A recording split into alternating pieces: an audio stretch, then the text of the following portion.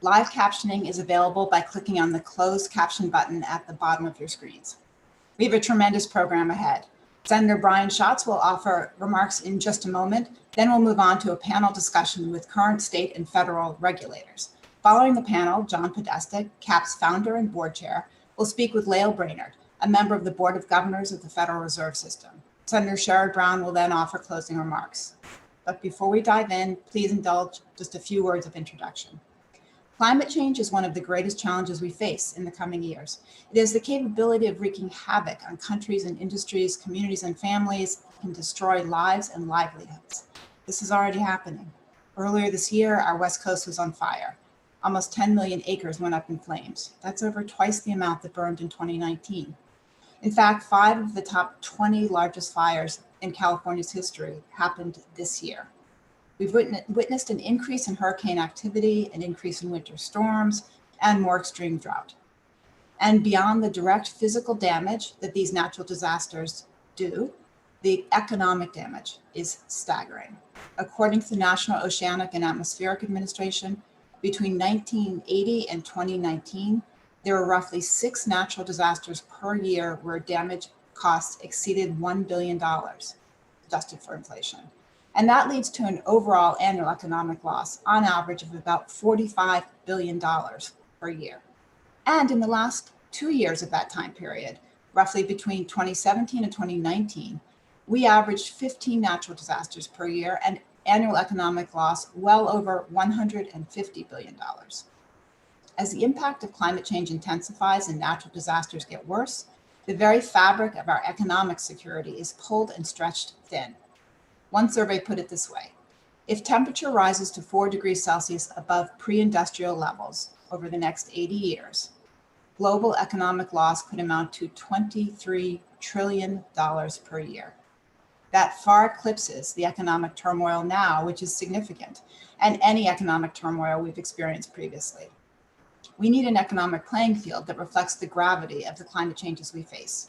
We need one that considers the consequential effects of climate change on the value of real and financial assets, that readies the financial system for changes that will lead to the greener economy that is so critical to our future. Currently, hundreds of billions of dollars in our economy are wrapped up in fossil fuel financing and fossil fuel investment. If we are to decarbonize our economy, then we need a robust contingency for those sectors that could lose value. We need to protect the financial system from the risks of climate change, so that the climate crisis doesn't spark a financial crisis that threatens our economy. When we suffer financial crises, when we suffer climate-driven disasters, it is the most vulnerable Americans that are hardest hit. Too often, those most vulnerable are disproportionately people of color. These vulnerable communities need institutions to act. They need to be represented when it comes to those making decisions that deeply affect them and all of us. There are too few African-American financial regulators. If we're going to address the most difficult regulatory questions related to climate change, and if we're going to do it in a manner that's focused on what's best for all Americans, then this must change. If there's one critical lesson we take from our experience of the pandemic and resulting economic fallout this year, let it be that we need to anticipate, plan for what may be coming at us, and not rely solely on our reactive capacities. This country was not prepared to handle the challenges of COVID-19. And with more than 300,000 lives lost and countless others forever impacted, we have paid a horrible price. We have an immediate opportunity to learn from our mistakes and move forward aggressively to address the looming climate crisis. So with that, I'll now hand it over to Senator Schatz. The senator has been a leader in this area. He has championed the need to adapt and transform our economic system, including by introducing the Climate Change Financial Risk Act, a bill that CAP endorsed. It would require the Federal Reserve to establish climate risk stress tests for the nation's largest financial institutions. Time and again, Senator Schatz has sought to engage in this discussion and to bring much needed change. It is an honor to have him speak with us today. Senator Schatz, over to you. Hello, everybody. We can all agree that our federal financial regulators have not done enough to quantify and to manage the risks that climate change pose to our financial system. But fortunately, we will soon have allies in the White House and at our regulatory agencies who can push the financial sector to do more to mitigate climate risks. And I'd like to highlight a few concrete steps that will help to prevent a potential climate-driven financial crisis. First, the Fed and other banking regulators need to include climate risk as part of their bank supervision, not just financial stability surveillance. And an important part of this approach will be stress testing. Second, the Fed should integrate climate risk into its monetary policy as well as its balance sheet management. Third, the Securities and Exchange Commission needs to mandate climate disclosures from publicly traded companies. And finally, the Biden administration needs to immediately stop or, if necessary, reverse agency rules that prevent financial firms from considering climate change in their business decisions. Now, to be clear, these agencies do not need new statutory powers to take these steps, and in fact, they must under current statute. They can proceed immediately. At this very moment, regulators not only have the authority, but the responsibility to manage risks to the financial system, and that includes climate risks, because in the financial sector, risk is risk. When it comes to climate, the cost of inaction is increasingly higher than the cost of action, and we can't afford to wait any longer. If we want to have a strong economy in 10 or 20 or 30 years, financial regulators need to start implementing changes like these right now. And so I want to thank you all for your leadership and your partnership in this space, and let's get to work. Thanks. Thank you, Senator Jatz. Thank you for your remarks, for your continuing leadership in this area, and for your work to reduce the effects of climate change. I would add that Senator Jatz's role in the Hawaii Clean Energy Initiative has made the state a national model for clean energy growth and created new clean economy jobs.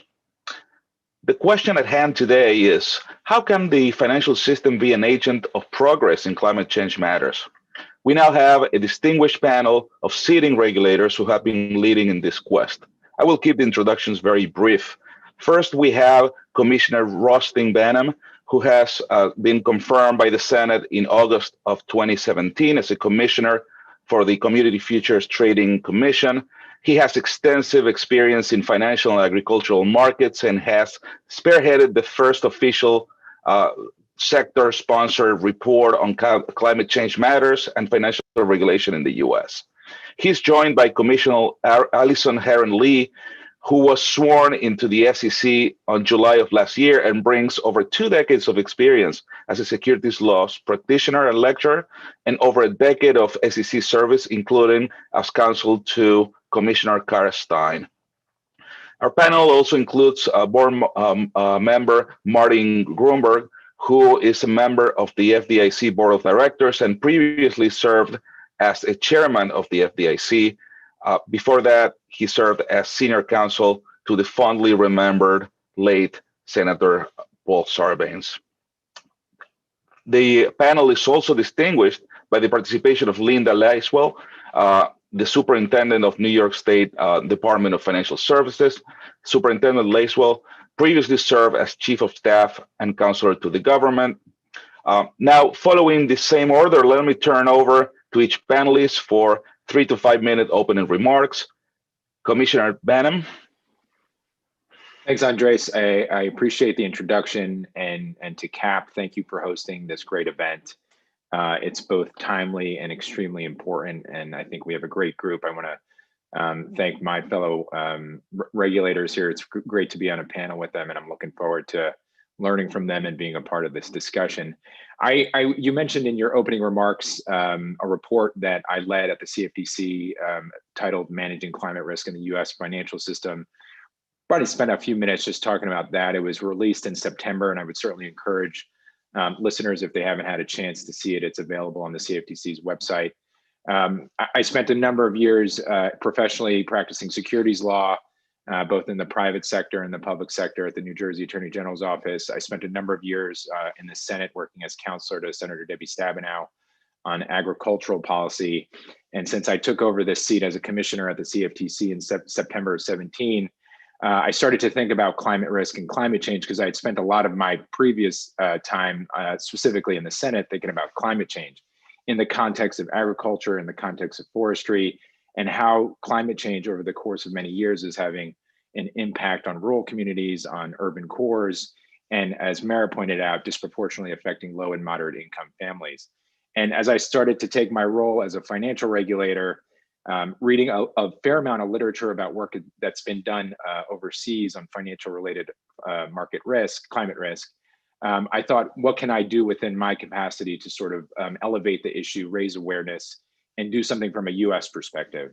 So in the spring of 19, I convened an advisory committee, which is a pretty traditional tool for regulators across the US government. And I was able to convene a pretty diverse coalition of economic stakeholders, from large banks and investors to energy companies to agricultural companies, environmental groups, public interest groups, and convene the group with a task of putting together a report that would provide policy recommendations to the government regarding climate-related financial market risk. And the two priorities I had were certainly building a diverse coalition. In order to get through the gridlock of climate policy and climate change, we need to have as many stakeholders involved, articulating their opinions, recognizing climate change is real, and that it's going to have adverse effects on our economy and by proxy, our financial markets. Second was to find consensus, certainly a very difficult task to achieve these days, given sort of a lot of diverse viewpoints on climate and climate risk. But I thought with the group, it was really important to get consensus and give them the space to find consensus so that we could have a stronger document. And then third is to have a very comprehensive report. And I thought certainly there's been work done at different levels of the government, and we'll hear about that this morning. But to really have a comprehensive document that would cover the scope of financial markets and financial regulatory policy. I think we've learned from many lessons, even as recently in the March-April period, after COVID-19 really hit our shores, obviously the 2008 financial crisis. Our financial markets are heavily interconnected. You pull on one lever of a market, it's going to have an effect and downstream and upstream effects across all financial markets. And in order to look at this comprehensively and exhaustively and in a way that would really deliver positive results and actionable items, I thought it was important for the committee to really look at financial markets exhaustively. So 53 policy recommendations covering all financial regulators, a lot of very positive ideas that I think we can all learn from, and hopefully something that we can use going forward as a starting point for smart policy to help mitigate climate risk and address the challenges that we're facing in the decades to come. Great. Commissioner Lee? Thank you, Andres, and thanks to everyone here at CAP, especially Greg Gelzinis, for putting this event together and for the important work that you're all doing in connection with climate risk and other critically important topics. It's really a pleasure to sit on this panel with Russ and Linda and Marty, and I really look forward to the discussion, to hearing from them, and to continuing working with them on this issue. Events like this afford an opportunity for us as regulators to come together and share thoughts and ideas. As we know, the impacts of climate risk will be, and in some cases already are, felt across the financial system. And so it's especially important for us to coordinate closely with one another, to understand where there's overlap and potentially gaps in our jurisdictions, and where we can work together and where we can learn from one another when it comes to the magnitude and the uncertainty of the risk that our financial system faces. We can't afford to see the kind of siloing or stay in your lane mentality when it comes to banking and financial regulation that led to some of the problems we all know that we faced during the 2008 financial crisis. And for climate change risk, perhaps above all else, we cannot afford to have blinders on that prevent us from seeing, assessing, and coordinating around the bigger picture. Part of that bigger picture is understanding that the financial system is a critical component of the real economy. Part of that bigger picture is understanding how climate solutions and opportunities will bring jobs for American workers. Part of that bigger picture is understanding how the impacts of climate change are landing across the broader economy, including what we know about how those impacts are disproportionately felt in communities of color. We each have our own separate jurisdictions and expertise, but we're all working toward the same broader goal of supporting a sustainable economy. And most every approach or solution starts with reliable information on the nature of the risks, the opportunities, and the impacts of climate change. And that information starts with disclosure, as Senator Schatz mentioned. And at the SEC, investor protection is our core mission, and disclosure is one of the main tools used to achieve this. Investors need information to be able to price risk and allocate their capital efficiently. And more, they're driving their capital towards sustainable solutions. And I think as we see substantive climate policy begin to change and take shape, I expect we'll see even more of a drive towards sustainable solutions. And as that occurs, there will be an even greater premium on information and on careful collaboration among banking and financial regulators, and also other domestic and international regulators, to ensure that the shift can occur in the most optimal manner. That requires a full measure of cooperation with my fellow regulators. And so all of that is to say, I'm really glad to be here with all of you today, and I look forward to hearing from you and working with you on these issues. We all are, Commissioner. Director Grunberg, please go ahead now. Andres, thank you very much. And I'd like to thank the Center for American Progress for inviting me to participate in today's program. And if I may, I'd like to acknowledge the leadership of the other participants in today's program in addressing the impact of climate change on financial stability. They've all made significant contributions already. Historically, we viewed financial crises as stemming from developments in the economy or the financial system. In the United States, this was true of the banking crisis of the 1930s, the thrift crisis of the 1980s, and the global financial crisis of 2008. We have not generally considered sources exogenous to the economic and financial systems as potential causes of financial crises. Now, you know, the Dodd-Frank Act requires the Financial Stability Council, or FSOC, to issue an annual report that must identify potential emerging threats to the financial stability of the United States. The FSOC has now issued 10 annual reports from 2011 to 2020. Until the 2020 report, none identified a pandemic as a potential emerging threat. We're now learning the profound impact a pandemic can have on the economy and the financial system. And this year, the FSOC identified COVID-19 as the biggest external shock to hit the post-war US economy. None of the FSOC annual reports has yet identified climate change as a potential emerging threat to US financial stability. International organizations, however, have been raising the alarm for quite some time. The Financial Stability Board has stated that climate-related risks may have a profound impact on the stability of the global financial system. And in its November 2020 report, the FSB warned that climate risks could amplify credit, liquidity, and counterparty risks, and challenge financial risk management in ways that are hard to predict. We, as financial regulators, have a compelling obligation to engage with climate change as a financial stability threat. And our comments today will likely reflect significant agreement on some of the key issues to address. We need a better understanding of how the physical and transitional risks of climate change become manifest as threats to financial stability. We need better data to understand the exposures to those risks and for the development of methodologies to analyze them. But even as these data are developed, regulators need to provide direction now to financial institutions to develop plans to identify, monitor, and manage the risks posed by climate change. For larger institutions, these plans should be comprehensive and require the measurement and disclosure of climate change risks, including through the use of stress tests. Further, climate change is a global problem.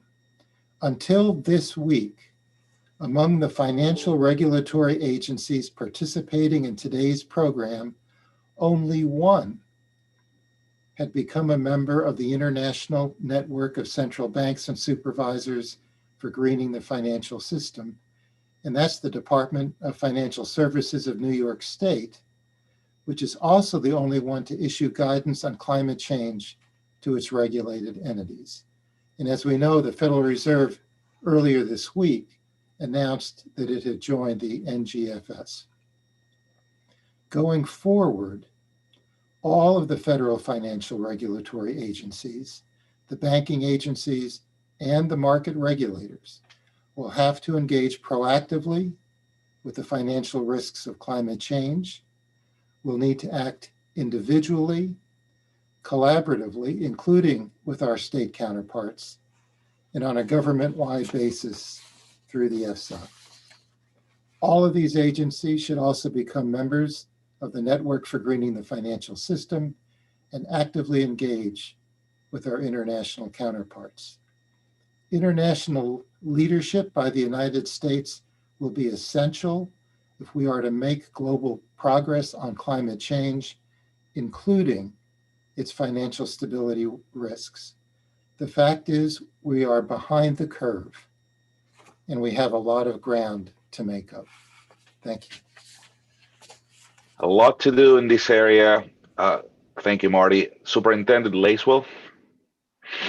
So much, Andres, and thank you to the co-panelists for these insightful remarks. And Senator Schatz, I think, laid it out very well. And also just to acknowledge Senator Brown, Governor Brainerd, John Podesta, CAP in general, the achievements of which are legion, as I think embodied by the nomination of Neera Tanden to join the new administration. Congratulations to her and to you. I'm coming to you live from the New York State Capitol in Albany, where I am currently part of the team managing the COVID pandemic for the governor. It was, of course, an emotional moment on Monday when the first vaccine in the United States was administered in New York by a healthcare professional to a healthcare professional, both Black women, symbolizing, I think, the disparate impact this pandemic has had on communities of color. And I'm really happy to hear others here today comment on those issues, as to which we also have to do much work with respect to these disparities. I think that the pandemic has shown us and has shown everyone how connected we all really are. And in that sense, it is akin to the impact of climate change, which affects every person on the face of the earth. As financial regulators, and as has been expressed, we have our own obligations with respect to oversight of our industries and institutions on the financial risks of climate change. And so when I came into office last year, we were focused on a number of areas where we needed to make progress, especially in view of some of the vacuums in the administration federally at the time. But it was very clear that climate change was an area where we needed to act. As a state regulator with impact over institutions holding over $7 trillion in assets, we felt that we had an opportunity, but also an obligation.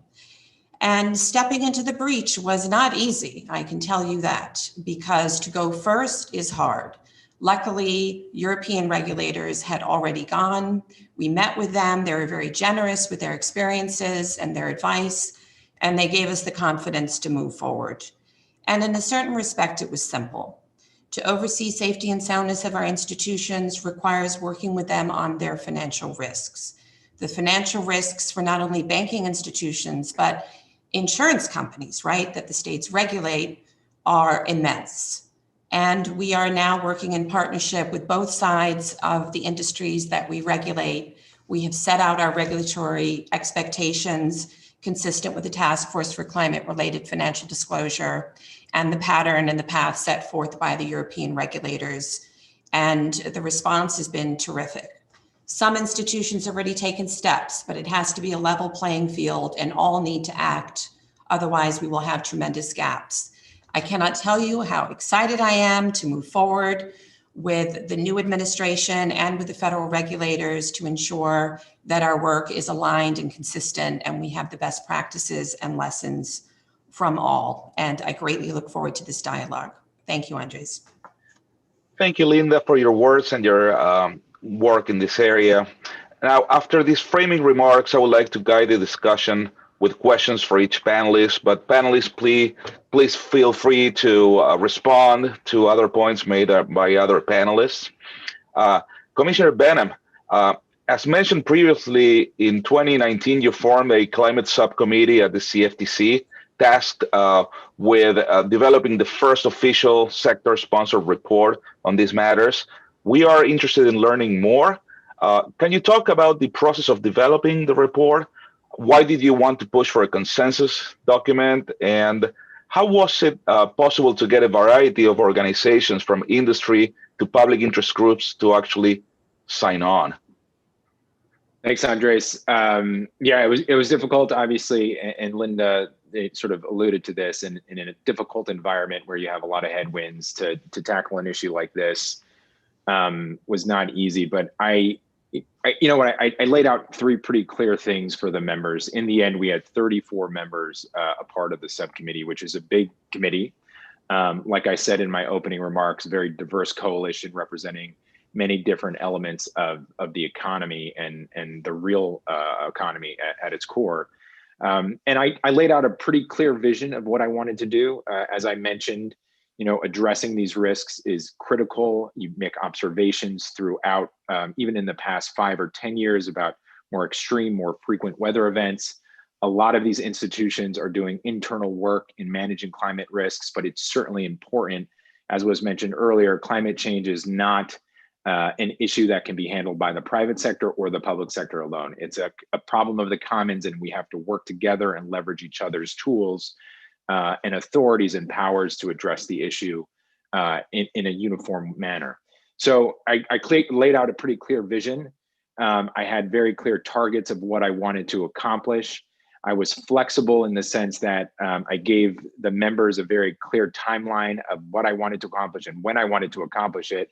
And I framed out the issues going across the board in terms of financial regulation and how we needed to address everything from disclosures to stress testing to data organization and taxonomy to international coordination.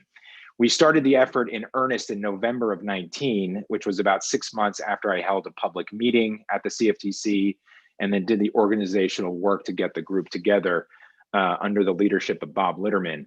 After that, the group started working together in person and telephonically, and then we dealt with COVID in March of this year, which you can imagine was a huge challenge. Folks dealing with issues at home in their personal life and in their professional life. And after having several conversations, it was pretty clear to me that the group wanted to move forward and they wanted to get this effort done, knowing how important it was. So we pushed forward. I focused on the issues at hand, on the climate change risks that we're facing, and gave the group a very clear sort of vision and direction of what we wanted to accomplish, but with enough flexibility where they know they could work together and not get too much distraction from the outside, from either politics or just sort of outside input. They just worked together within the group and came up with a really remarkable document, which, like you mentioned, is a first of its kind. And as I said earlier, can hopefully be used as a little bit of a benchmark for policy going forward. Remarkable indeed. Commissioner Lee, the SEC's mission is, go ahead. Oh. Commissioner Lee, the SEC's mission is to protect investors, maintain fair, orderly, and efficient markets, and facilitate capital formation. Now, when it comes to climate risk, the SEC's core public company disclosure framework has received the most attention. I want to ask you about one component of that disclosure conversation. Could you talk about the need for enhanced disclosure from financial institutions that are financing carbon producing activities? And beyond disclosure, what are the other levers that the SEC has at its disposal to address climate risk and execute its mission? Sure. Let me start though with this. A standardized public company disclosure framework is a crucial step for us to take at the SEC, and it was notably a focus of the MRAC report, and rightfully so.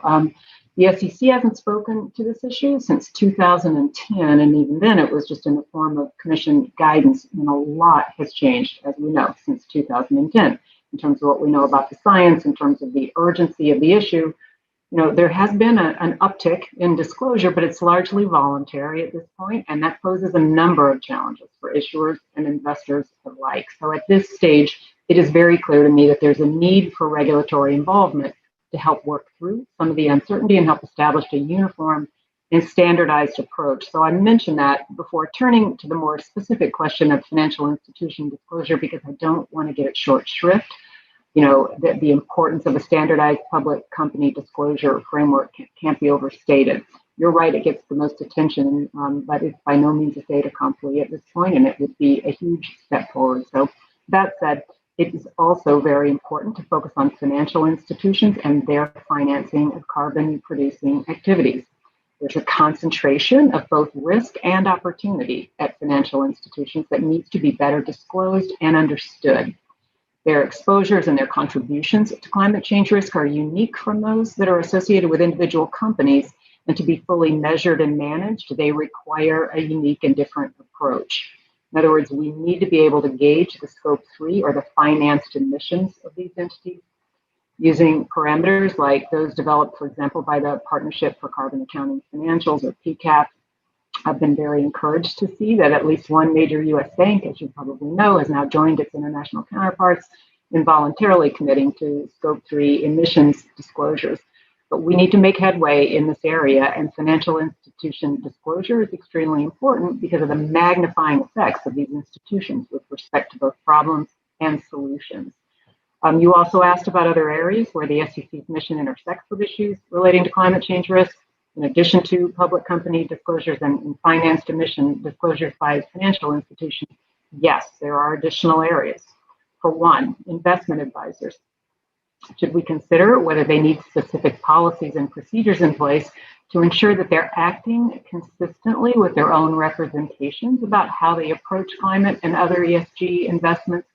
You know, these could include procedures governing how they will assess and implement a client's climate or ESG preferences with respect to asset selection, in the exercise of shareholder voting rights. This is a massive and growing market now, and investors who use these financial advisors and buy their products need confidence and transparency around how climate and ESG matters are being handled. Another area, credit rating agencies. The SEC oversees credit rating agencies, or what are called NRSROs, nationally recognized statistical rating organizations. That's a mouthful. But many of these agencies incorporate climate and other ESG factors into their ratings. So we need to ensure that there's adequate transparency about specifically how those factors are weighed. And we also need to ensure that there's consistency in the application of those models. So there actually are numerous areas where the SEC's mandate, I think, intersects with issues related to climate change, but I think those are some of the major ones. That's a bold agenda for the SEC. Director Grunberg, and if I can ask folks to keep muted for a minute. Director Grunberg, the FDIC is one of the regulators responsible for ensuring the safety and soundness of the banking system. And the agency is also charged with protecting depositors with the Deposit Insurance Fund. How does climate change intersect with your agency's mission? And are there regulatory and supervisory tools that over time could be used to mitigate climate-related risks? Finally, there's obviously complexity in risk in several areas. Can you address balancing the need to act decisively with the need to improve our understanding of the risk itself? Marty? Yeah, Andres, you had a number of questions folded in there, I think. Look, first of all, the FDIC is fundamentally about public confidence in the banking system and maintaining the public's confidence through our deposit insurance as well as through our supervision of the system. And climate change, as we've discussed today, presents a fundamental threat to the long-term stability of the system. So engaging with climate change and developing a understanding of the risks it poses and incorporating it into the FDIC's supervisory program, as well as into our deposit insurance system, is really a key challenge going forward, and providing guidance now to our supervised institutions in regard to it. And I think you raise a key question, because in this case, I think we really need to chew gum and walk at the same time. We've got an enormous amount to learn in terms of understanding how climate change impacts financial risk. And I think all of us are in agreement on the need for improved data, enhanced ability to analyze and evaluate that data, and for the industry as well as ourselves to gain a greater appreciation.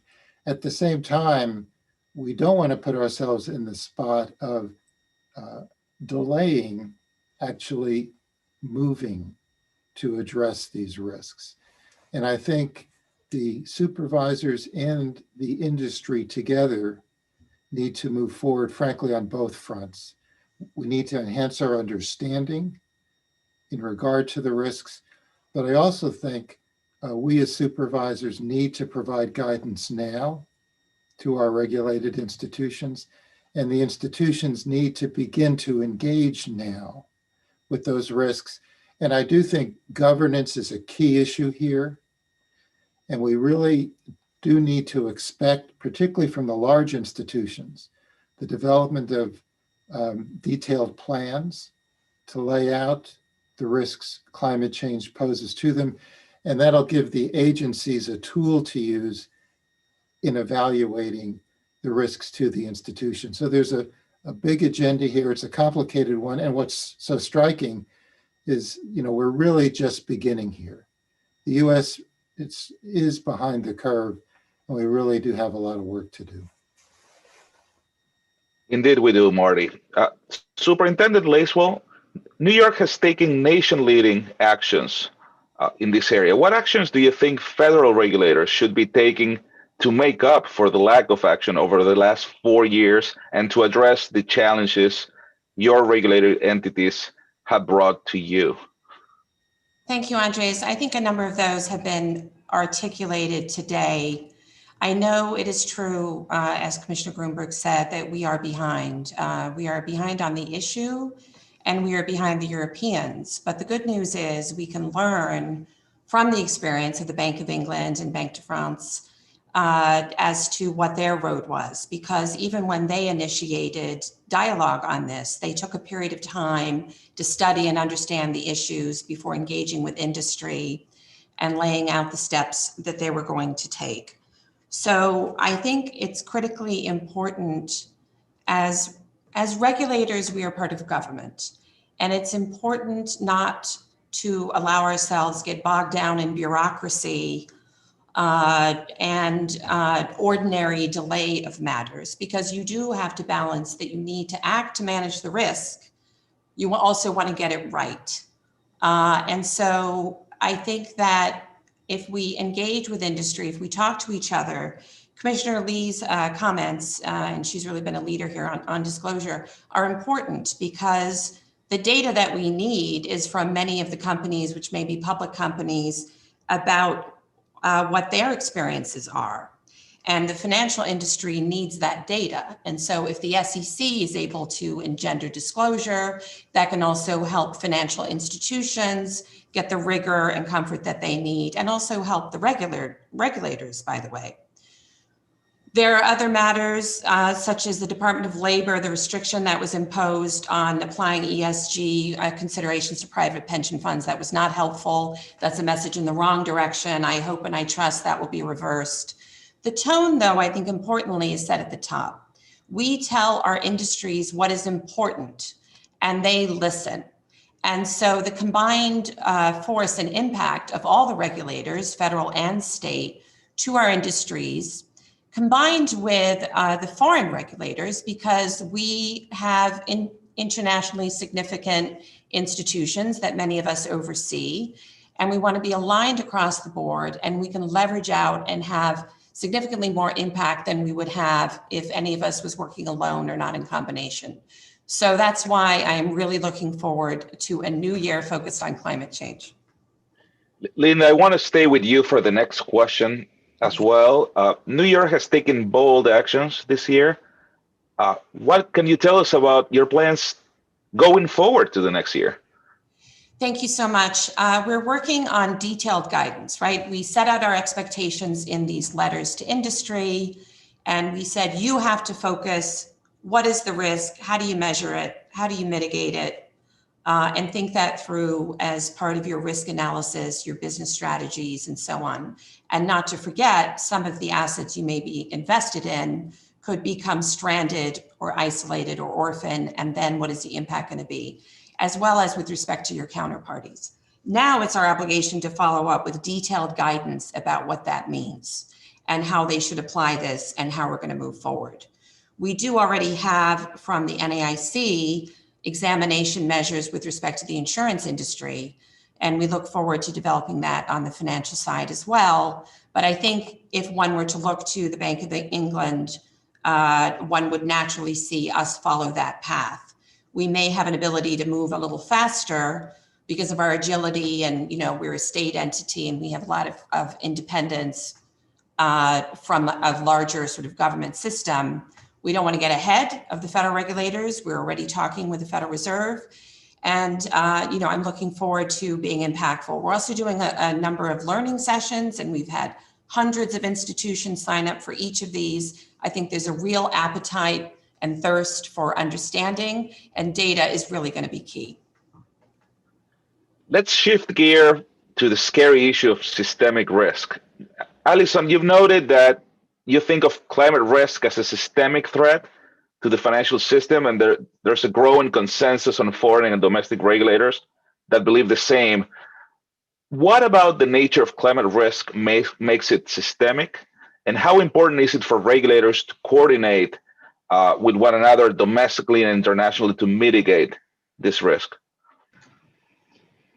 So I think we're seeing a growing recognition of the potential for systemic risk that that climate change poses, and that recognition comes from a number of places: the Network for Greening the Financial System, Bank of International Settlements, Task Force on Climate-Related Financial Disclosures, the Market Risk Advisory Committee to the CFTC, just to name a few. I think a kind of a good primer for how to think about systemic risk actually comes directly from that MRAT report, which essentially lays out that systemic risk is broadly characterized by three things. First, shock amplification, or the notion that a given shock to the financial system could be magnified by certain forces and then propagate widely. Second, that propagation causes an impairment to all or major parts of the financial system. And then third, and this is the important piece, that impairment causes spillover effects to the real economy. And I think it's increasingly clear that climate risk has the potential to trigger that chain of events. For one thing, most importantly, there's evidence that climate risks are currently not well understood and are underpriced, particularly with respect to long-dated assets, utilities, commercial mortgage-backed securities, potentially municipal bonds, among many others. And so we all know that underpricing can lead to abrupt and disruptive repricing as markets discover the anomalies. What could trigger that? Large or unprecedented climate events, important changes in environmental laws and policies, or both. We may see cascading events that could trigger significant disruptive repricing rather than the steady and manageable shift towards sustainability that we would all like to see. And in that vein, we know that climate risk is unique in terms of its scope, its breadth, and its complexity. There are environmental, social, economic, and geopolitical dynamics at work, and the resulting risks interact with one another in a way that can compound their effects and make them very difficult to understand and predict. So all of that, I think, combines to create the risk of shock to the financial system with systemic implications, and that makes regulatory cooperation, both domestically and internationally, an imperative. So as has been mentioned, we have FSOC specifically for this purpose, to allow regulators to come together, think about and address potential systemic risk internationally. We have the Financial Stability Board's Standing Committee on Assessment of Vulnerabilities. We have IOSCO also as a mechanism for international collaboration. We can look, thankfully, now to the New York Department of Financial Services. They have taken the lead thanks to Superintendent Lacewell and her hard work. I'm really looking forward to seeing that detailed guidance that she was talking about. But this is a global challenge that we're facing, and the need for a collaborative approach has never been more clear. That's right. Rustin, one of the many excellent contributions of the CFTC report was highlighting the need to focus on subsystemic shocks as well. Regulators should certainly analyze and address climate through this systemic risk lens, but policymakers should also care about smaller and perhaps more immediate climate-related shocks that disrupt regional economies. Could you talk about that perspective? Sure, Andres. It's interesting, and Marty alluded to this earlier about how the markets reacted to COVID-19, specifically in the March and April period. And when that happened, this panel, had to deal with that very acutely and managing the changes in the volatility in the markets in a very short period of time. It made me think of a number of conversations that I've had in the years past, as I said at the onset, how I've been thinking about this issue for a number of years, and having conversations with academics or economists or market experts, and talking at a very initial level and in a very high level, what are their thoughts on the relationship between financial market risk and climate change? And very frequently I would get, it's marginal at best, it's not necessarily clear that'll happen. And really an unconvincing response is the best way to put it. And I've thought now post-COVID, it'd be interesting to ask that same group or a larger group, if you went 5, 10, 15 years back, if you ask these individuals, what do you think the relationship is between a health pandemic and financial market risk? Most would probably say it's negligible or marginal at best. And I think we've learned above all else how financial markets and the economy really underpin everything that goes on throughout our country, and that any shock, any pandemic, anything that we face is going to have a direct impact on our economy and by proxy financial markets. So to your question directly, yes, we can think about, and Commissioner Lee spoke about this perfectly. We can talk about a lot of the comments and the statements that were made in the MRAC report, one of which is very direct in saying that climate change poses a major risk to the stability of the US financial system and its ability to support the economy. But let's think about the subsystemic shocks and how climate change is in many respects very regional. And we're seeing that in the past few years, whether it's the forest fires in the West Coast, whether it's flooding in the Midwest in the sort of agricultural heartland, whether it's hurricanes in the Gulf Coast. You have these shocks to those regional economies, and it could be to lenders, to borrowers, to asset values.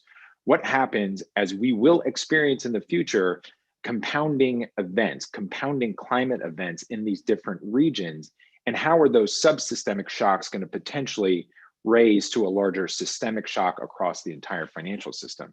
So I thought that was a brilliant way for the issue to be framed by the subcommittee, because in many respects, we have to be very cautious about what climate change is today and how it's going to affect both financial stability and systemic risk.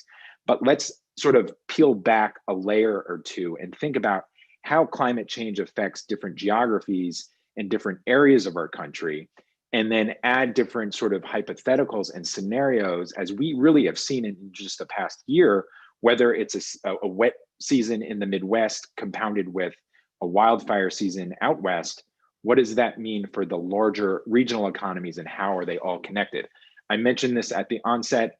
A huge reason why I did a comprehensive report is because of the interconnectedness of the markets, whether it's at the state level, the federal level, securities, futures and derivatives, or bank supervision and prudential regulators.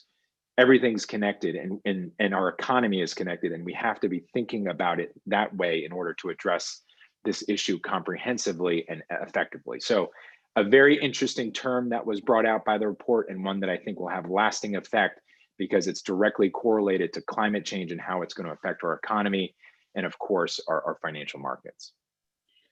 We seem to be learning the hard way that we need to be proactive, and that framing and scenario building exercise really does help. Director Grunberg, Marty, you are a voting member of the Financial Stability Oversight Council when you served as chairman of the FDIC. Given the financial stability implication of climate change, do you think the FSOC's role, what is the FSOC's role in this issue? And could the Office of Financial Research be deployed from a research and data collection perspective to help?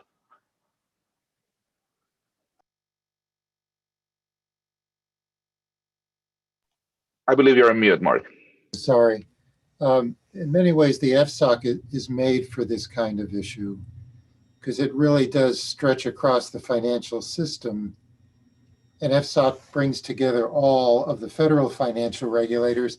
And worth noting that the state regulators are also ex officio members of the FSOC. So the state banking commissioners, state insurance commissioners, state security commissioners are also members. So FSOC has around the table, all the interested parties that will need to be engaged in it. The thing that to keep in mind about the FSOC, and I think anybody who served on it is probably keenly aware of this, is, it's a little bit like herding cats. I mean, the FSOC, the Treasury Secretary chairs the FSOC, but, the Secretary doesn't and probably shouldn't have the authority to order around these independent financial regulators. You really need to bring people together in a collaborative way. And for that to be successful, it really depends on the individuals who are leading those agencies, to have a commitment and engagement on this issue, and to understand that success ultimately will depend on the ability of the agencies to work together. And I think if you have that, which I would be hopeful for, frankly, going forward, I think the FSOC has a critical contribution to make here. In the Office of Financial Research, as we've discussed, better data and researchers central to this effort. In some ways, I think the potential of the OFR probably has been under-realized thus far. And I think with greater attention and perhaps investment, it can play an increased role.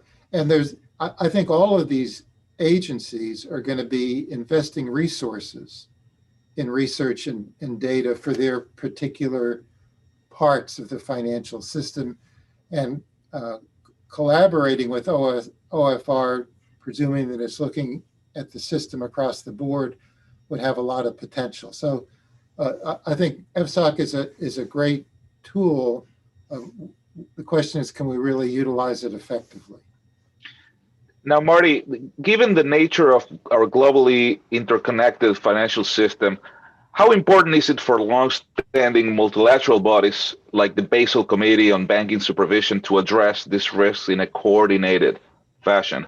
Look, it's obviously central. I think all of us would agree on that. And, the fact, as you may know, the Basel Committee on Banking Supervision has a task force on climate risk. A person from the New York Fed is co-chairing it. But the U.S. has not thus far played the international leadership role that's really needed. And I do think the rest of the world will be receptive to and in fact is looking for. And in all of these forums, whether it's the Basel Committee on Banking Supervision, IOSCO in the securities area, the Financial Stability Board, which is from an international perspective sort of spans the range of authorities, really critical for the U.S. to step up and play a leadership role. And that really, you really sort of have to build up. Each of our agencies needs to engage. We need to work with one another. We have to collaborate across the U.S. domestic agencies, and then engage actively internationally. And I think that will be a focus. I mean, I really do. And there's a tremendous opportunity there. And we're not going to get the global impact that we need without U.S. leadership. Let's stay with this international theme for a second, and I'll ask a question both for Commissioner Lee and for Commissioner Benham, which is the following. The former Bank of England Governor, Mark Carney, has often discussed a hurdle to financial regulatory action on climate risk that he refers to as the tragedy of the horizon. That's the idea that the worst effect of climate change falls outside the traditional decision-making window for policymakers. What climate-related lessons should regulators glean from the current pandemic, as Linda was mentioning, and can those lessons help overcome this hurdle?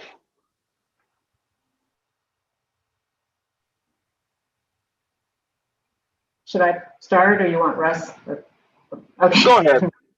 Let me start. And I know Russ will have a lot of really salient points to add to this, but this is a question I think we'll be grappling with for some time, right? So here's a few thoughts. First, the pandemic and climate change, they're both global problems and they don't respect national boundaries.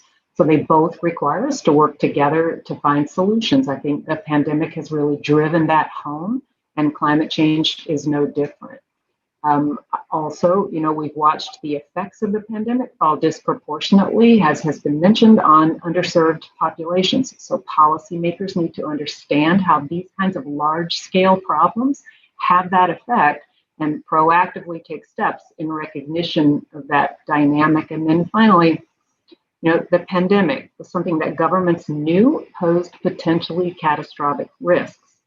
And that brings home that we cannot afford to wait in the face of a known risk just because it contains significant elements of uncertainty. And certainly climate risk falls into that category. It's a known risk of uncertain type and magnitude.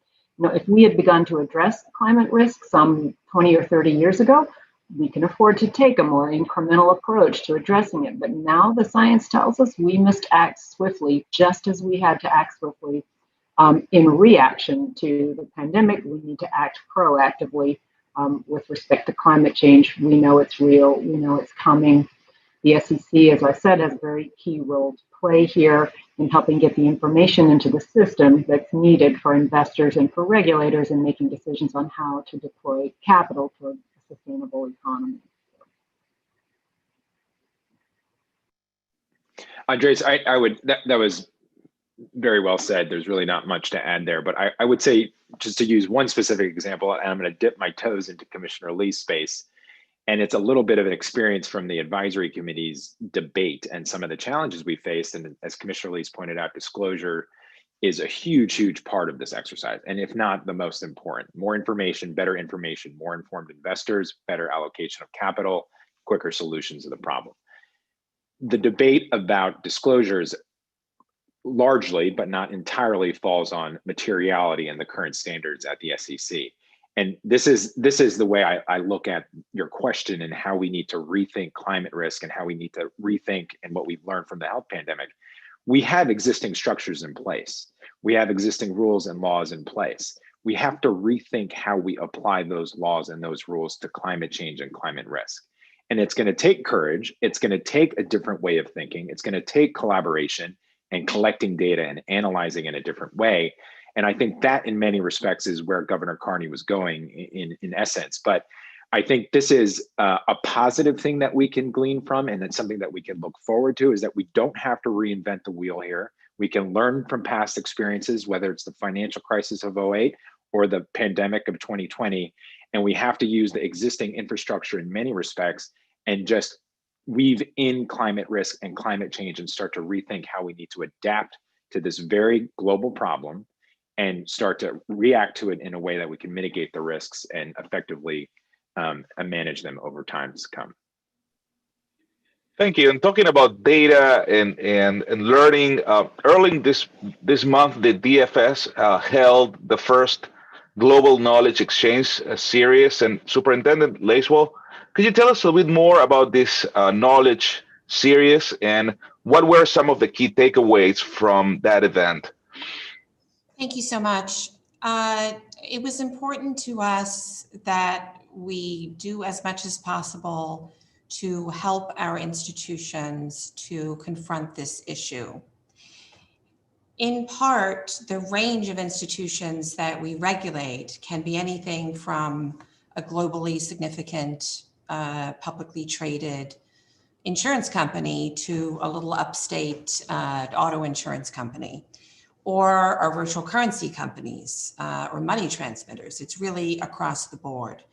And there are some who are leaders in the financial industry already. So the idea was not that DFS is going to tell you from on high, let me inform and educate you, but rather to bring the actors in industry together, and those who have taken steps could share their experiences, and those who wanted to act but didn't have the same sophistication or understanding would be able to learn from them together, because it is a responsibility of all. And as I mentioned, we've had tremendous turnout the first couple of these. And I think people really appreciated the opportunity to hear, because knowledge is power and new things are scary. We are taking, of course, a proportionate approach with respect to our institutions. We're not going to expect the same of one of these smaller entities than of one with a giant footprint. And so one of the things that comes out again and again is the need for data.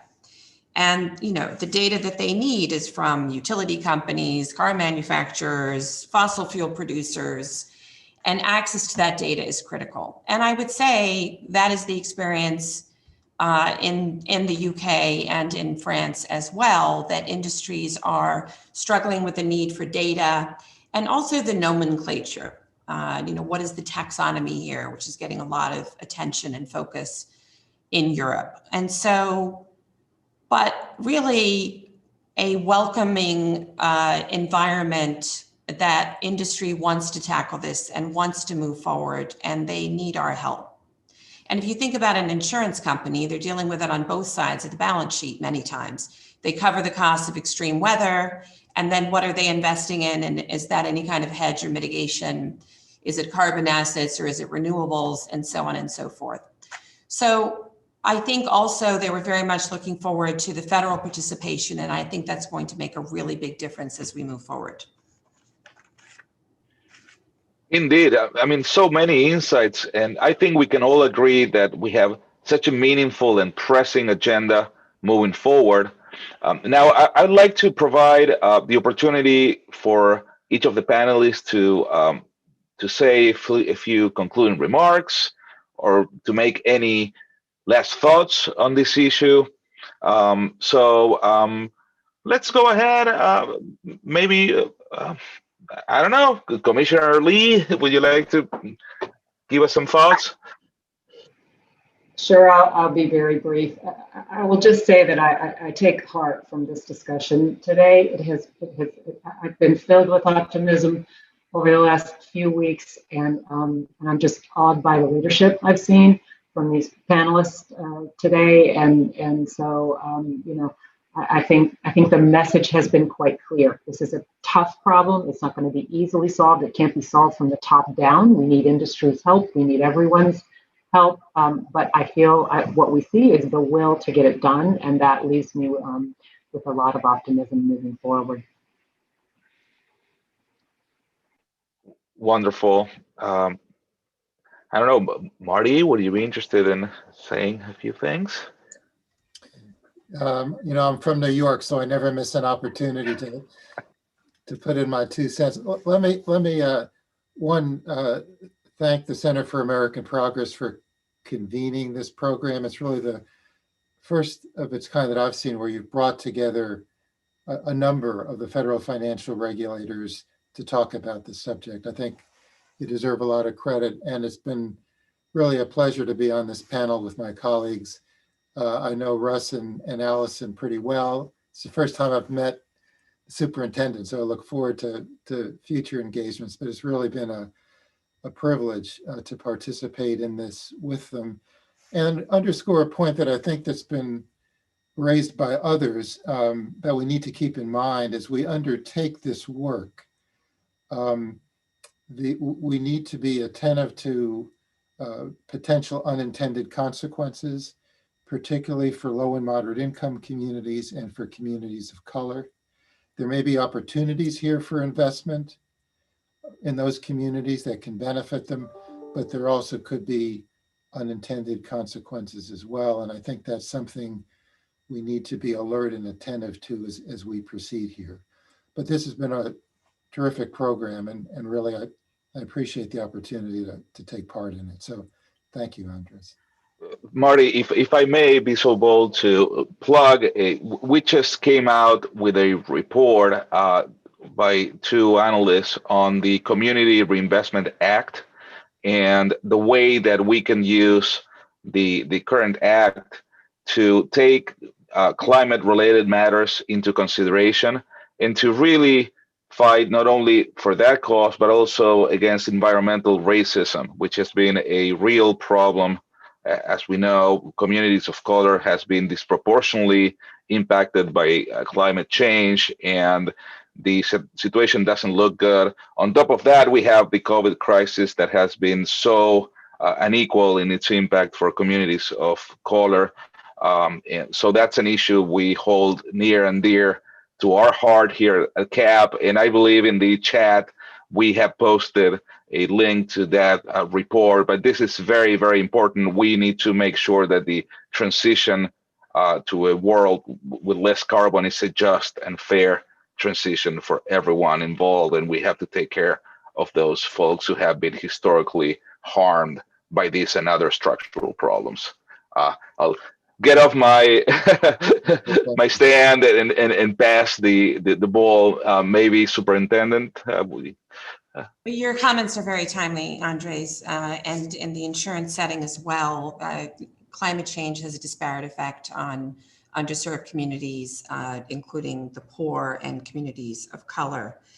And certainly decades of historical redlining and other types of discrimination have resulted in part in underserved communities being in areas that are, unduly susceptible to flooding and other types of, weather-related problems. And we've got to design systems that take account, not to mention the extreme heat that comes from climate change and leads to health impacts, including, in some occasions, deaths.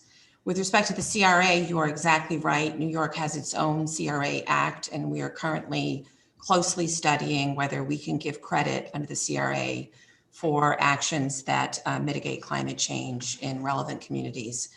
And so I do think environmental justice and social justice, the one advantage we have is that we are at the beginning of looking at this problem. And if we can design into that at the beginning, consideration, the unintended consequences, yes, but how to be helpful as well, then I think in part, then the delay is perhaps not as bad as it may have been. But I very much look forward to working with all of the panelists, and it was a pleasure and an honor to be with each of you. Our honor. Linda Rostin. Thanks, Andres. And at the outset, I'd just thank CAP again for the invitation and the convening. This is a great discussion, and thanks to my colleagues, of course, privileged to be with them. I would just three takeaways, and I'm going to reference the CFTC report again and things that I've learned over the past 2 or 3 years. But international harmonization was a key takeaway from the report. There's many, but I just want to highlight 3.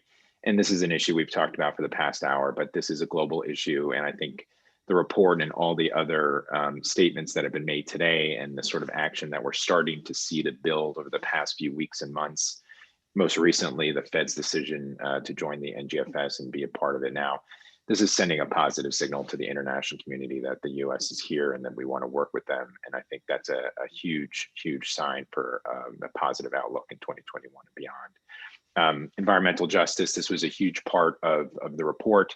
There were 53 recommendations in the report, but I can positively and very sort of joyfully say that environmental justice actually had 53 recommendations of its own, because the committee was very determined and clear that there have been disproportionate impacts on low to moderate income homes and communities, both in the urban core and also rural communities, historically from climate change, and then any policies that we take going forward from any regulator, federal or state, needs to think about those unintended consequences and how we can address those issues going forward. So very positive takeaway, and something that I think we all care about deeply, as has been said most recently and in the past hour.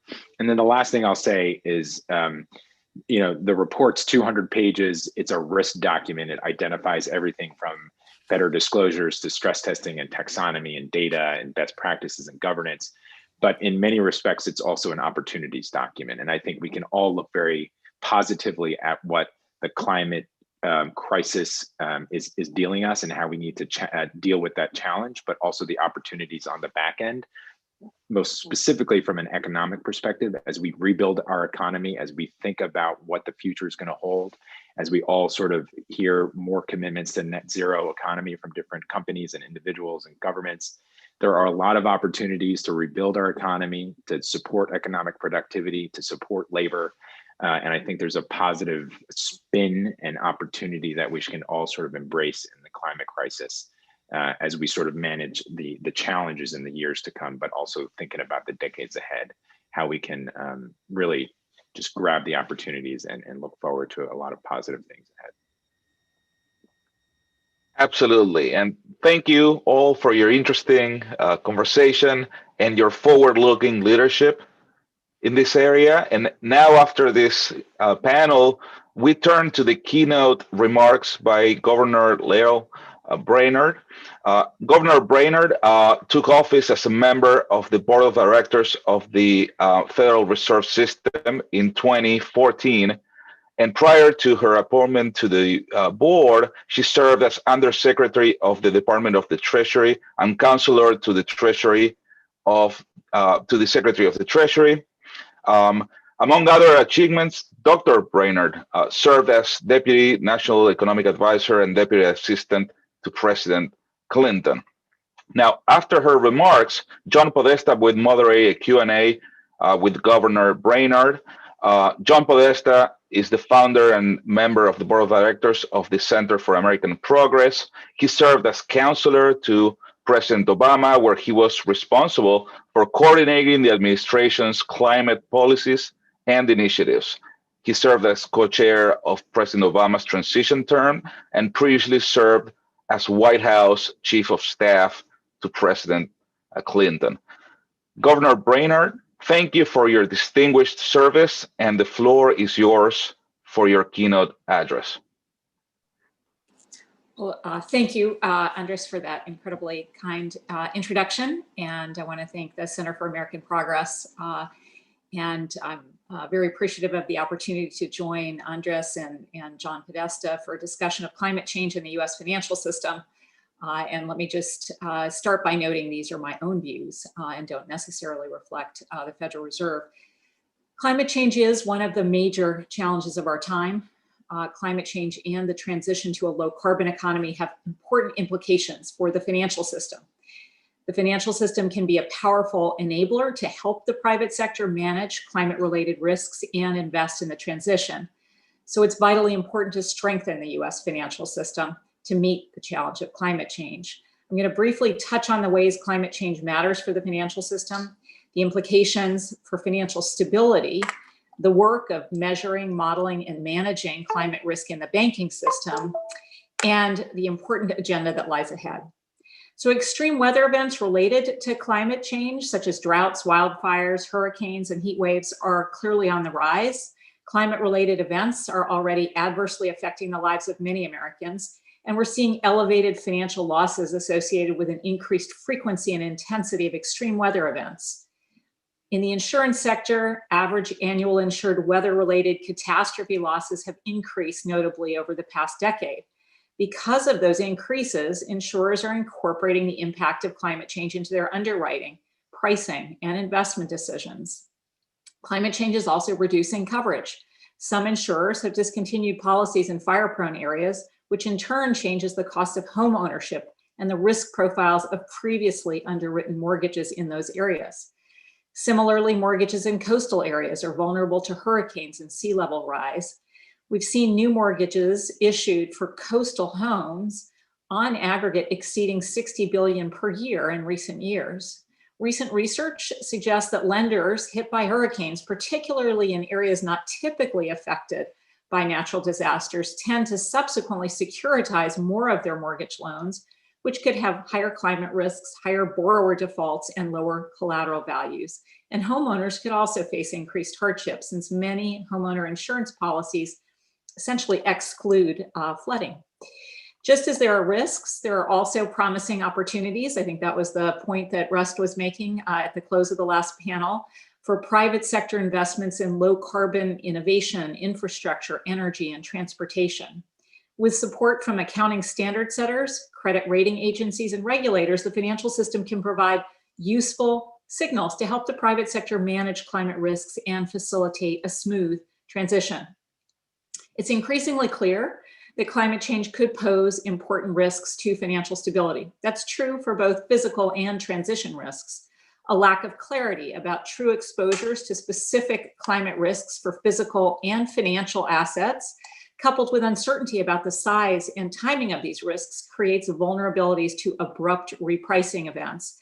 For example, a shift in the perceived frequency or severity of climate-related events, such as storms, floods, or wildfires, could rapidly change risk perceptions and lead to rapid repricing of assets. Changes in investor expectations about future climate policies similarly could lead to rapid and unexpected price changes that would ripple through the financial system.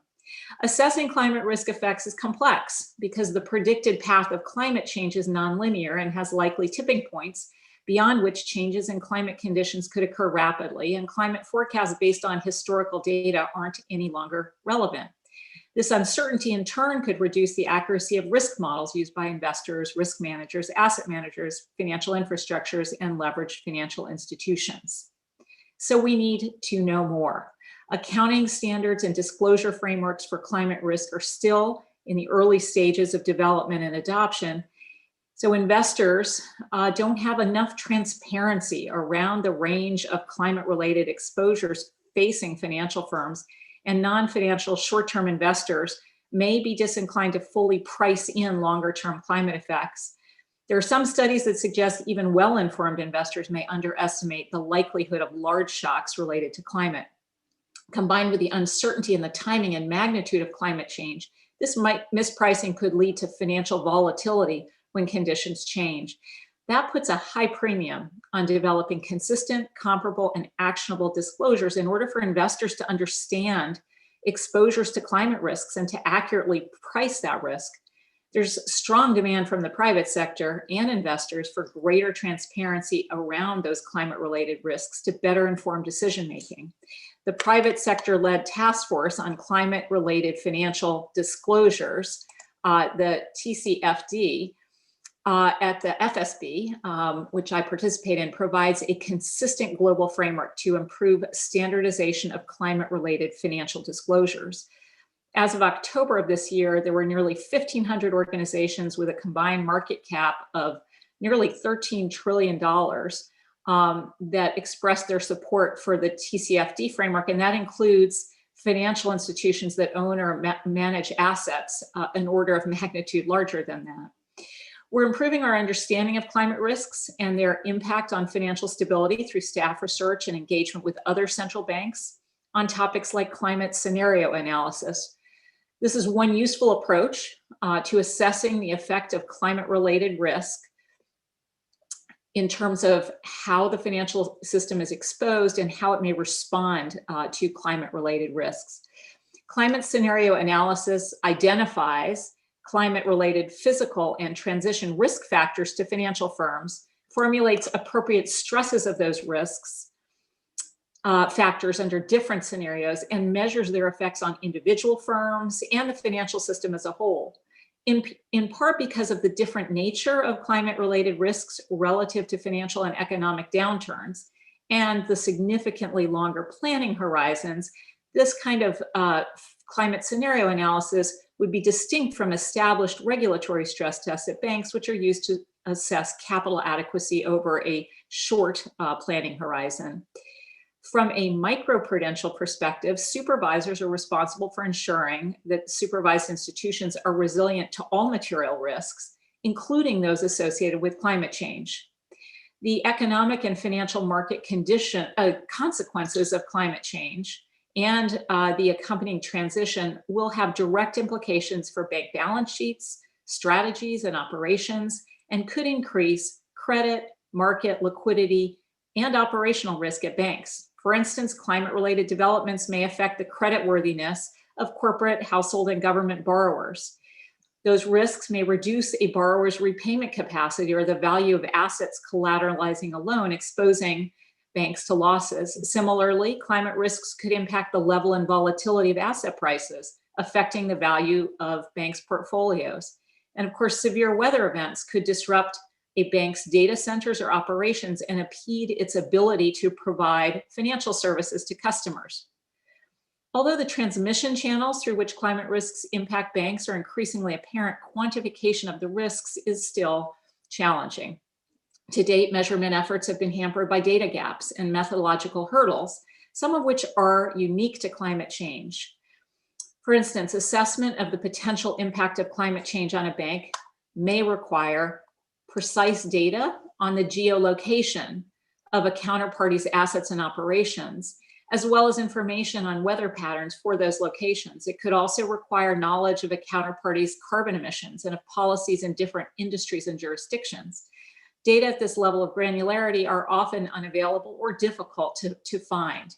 In fact, 2/3 of respondents to a recent survey of members of the Basel Committee Task Force on Climate-Related Financial Risks indicate they lack sufficiently granular data. Filling these data gaps is critical. And so Federal Reserve staff are participating in a new Network for Greening the Financial System, NGFS workstream, that will create a detailed list of data gaps that are needed to model climate risk.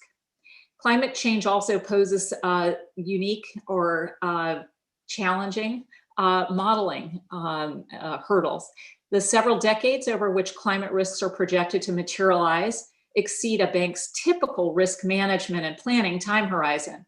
Financial risk models are often backward-looking and extrapolate historical trends, which may not be so valuable or reliable in the case of climate change. So we need new tools and forward-looking approaches. We continue to strengthen our understanding of how banks are measuring and managing climate risks. Over time, it's going to be important to develop a framework for evaluating how banks are taking into account climate-related risks in their modeling and management of credit, market liquidity, and operational risks. Some jurisdictions have developed programs to provide banks with supervisory expectations to mitigate their risks associated with climate change. The Federal Reserve co-chairs the Basel TFCR, which I mentioned earlier. Currently, that group is mapping the transmission channels and studying the measurement methodologies of climate-related financial risks to the banking system. Next year, the TFCR will use this analytical framework to develop recommendations for effective supervisory practices to mitigate climate-related financial risks, taking into account the extent to which those might be incorporated in the existing Basel framework. Turning to community reinvestment, financial institutions can also help communities and individuals build greater resilience to climate risk. Recent research highlights the significant ways in which lower income communities and communities of color are affected by natural disasters and climate risk. Low and moderate income households with low levels of liquid savings tend to be less resilient to the temporary loss of income, property damage, displacement costs, and health challenges that are faced from natural disasters. LMI communities and communities of color are often located in areas that are particularly vulnerable to climate-related risks, may have specific health-related impacts, or have housing that's more susceptible to disaster-related damage. Under the Community Reinvestment Act, the CRA, banks have an affirmative obligation to meet the needs of their entire local communities, including LMI communities.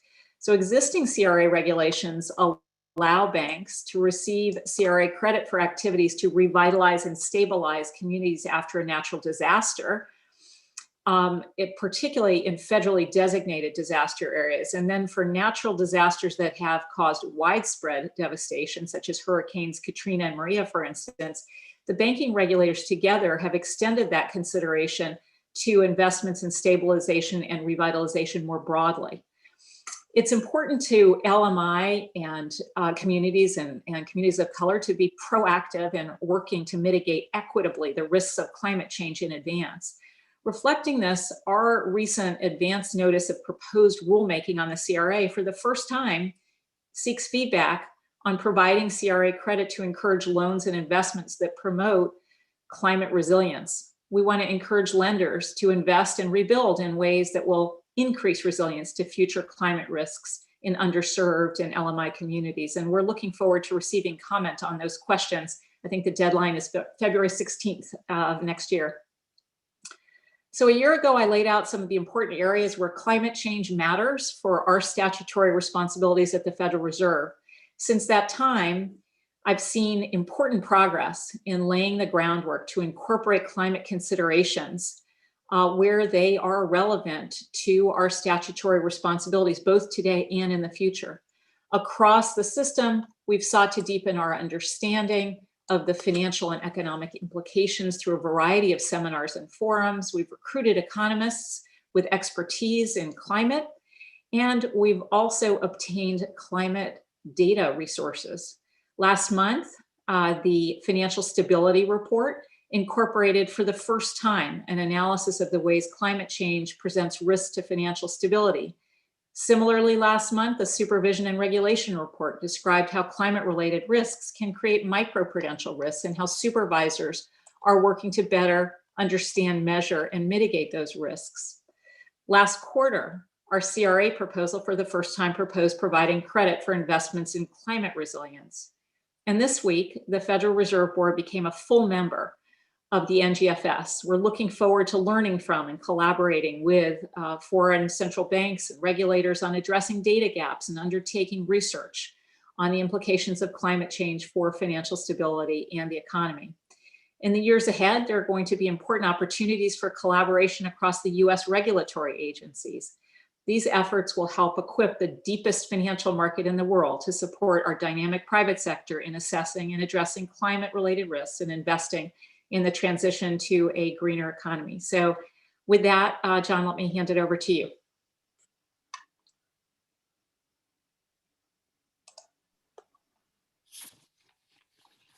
Thank you, Lael. I have my voice, but not my picture. So,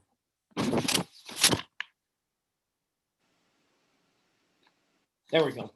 There we go. It's like, it took me 8 months to learn how to get off mute. Now it's going to, take me another month to learn how to get my picture up on the screen. So Governor Brainerd, you and I have worked together for more than 25 years. So I'm going to take the liberty of calling you Lael at the outset. And thanks, really, you covered a lot of ground in your remarks. And I just want to emphasize one point that you made at the outset, that the climate crisis is not impending, it's on top of us. People, I think, will remember 2020 for the pandemic, but we also may remember it as the most active Atlantic hurricane season on record, 30 named storms, 13 hurricanes. We're feeling pressure on our southern border right now because of 2 devastating hurricanes that hit last month in Central America and produced climate refugees. It's true across the world. More than 1 million people were displaced in East Africa because of flooding. The Black Summer in Australia looks to be repeating itself. 47 million acres burning in Siberia, coined a new term, zombie fires, because the fires never go out, they burn in the peat underneath.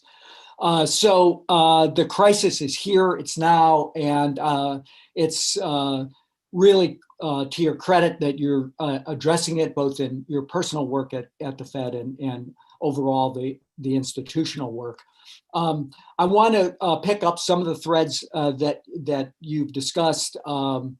And I think in one of the things that you have said in previous fora, you noted that it's time that we appropriately assess and address the quantitative implication of the risk today, but you've also suggested that we need to actively mitigate that risk by adopting policies that, and your comments, I think, on the CRA are reflective of that.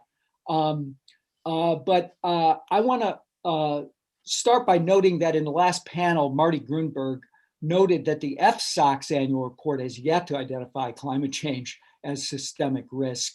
You noted that the Financial Stability Report for the first time identified climate risk as an important systemic risk.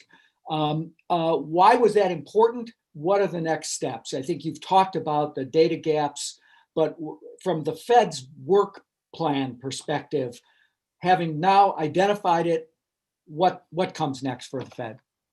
Well, I think, John, the fact that it was identified for the first time in our financial stability report, that reflected a lot of work. After we extensively analyzed climate-related risks, we concluded that climate change could pose risk to financial stability. And then the financial stability report lays out the analysis of that. So it talks about how it could increase, in terms of the way we think about financial stability, there are both shocks hitting the system, and then there's questions about how resilient is the system to any kind of shock. And climate change really hits on both fronts. As those climate-related shocks materialize, particularly at a higher frequency and severity, they reveal new information that investors have to scramble to incorporate, and that could trigger very abrupt repricing events. And because it's of that inherent uncertainty and complexity that we talked about earlier, it can also exacerbate vulnerabilities. It has features that could lead to a wide dispersion of views, mispricing of risks, potentially increased leverage or financial contagion. And that all comes from that lack of clarity about true exposures to climate risks for both physical and financial assets. So you have those vulnerabilities in the financial system that are also associated with climate change. So what are we doing? Good question going forward. We're investing in much more granular data that we're going to need. We're certainly investing in the expertise, the research resources that we're going to need. We're working in the TCFD to support enhanced, more standardized disclosures that will contribute to greater transparency and more efficient pricing of risk. That should reduce the probability of sudden changes in asset prices. And then we're also looking at that broader question about how climate change could interact with financial exposures and interconnections between financial institutions in broader financial markets. And that's where that climate scenario analysis really comes in. You really need to be able to identify those climate-related physical and transition risk factors and then understand how they would affect individual firms and interconnections between firms so that you can see how that would lead to losses and other stresses as a whole. As I mentioned earlier, we're investing in work to ensure supervised institutions have the frameworks in place to identify, measure, and manage their risks. And then, of course, collaborating with other jurisdictions that have made a lot of progress in this arena. The CFTC Commissioner Benham noted in the panel that their subnational climate disasters can add up to creating risk, not only in those regional economies, but they can kind of ladder up. Are you thinking about both the country and the globe that way, that hard system crashes in one place kind of cascade into the economy through other chains and mechanisms? Well, I think that kind of cascading impact is just one of the kind of core features of potential climate change scenarios. So I think we have to think about that. That is one of the reasons that those macro financial approaches to climate scenarios are, probably a very fruitful research avenue and scenario kind of analysis avenue to explore.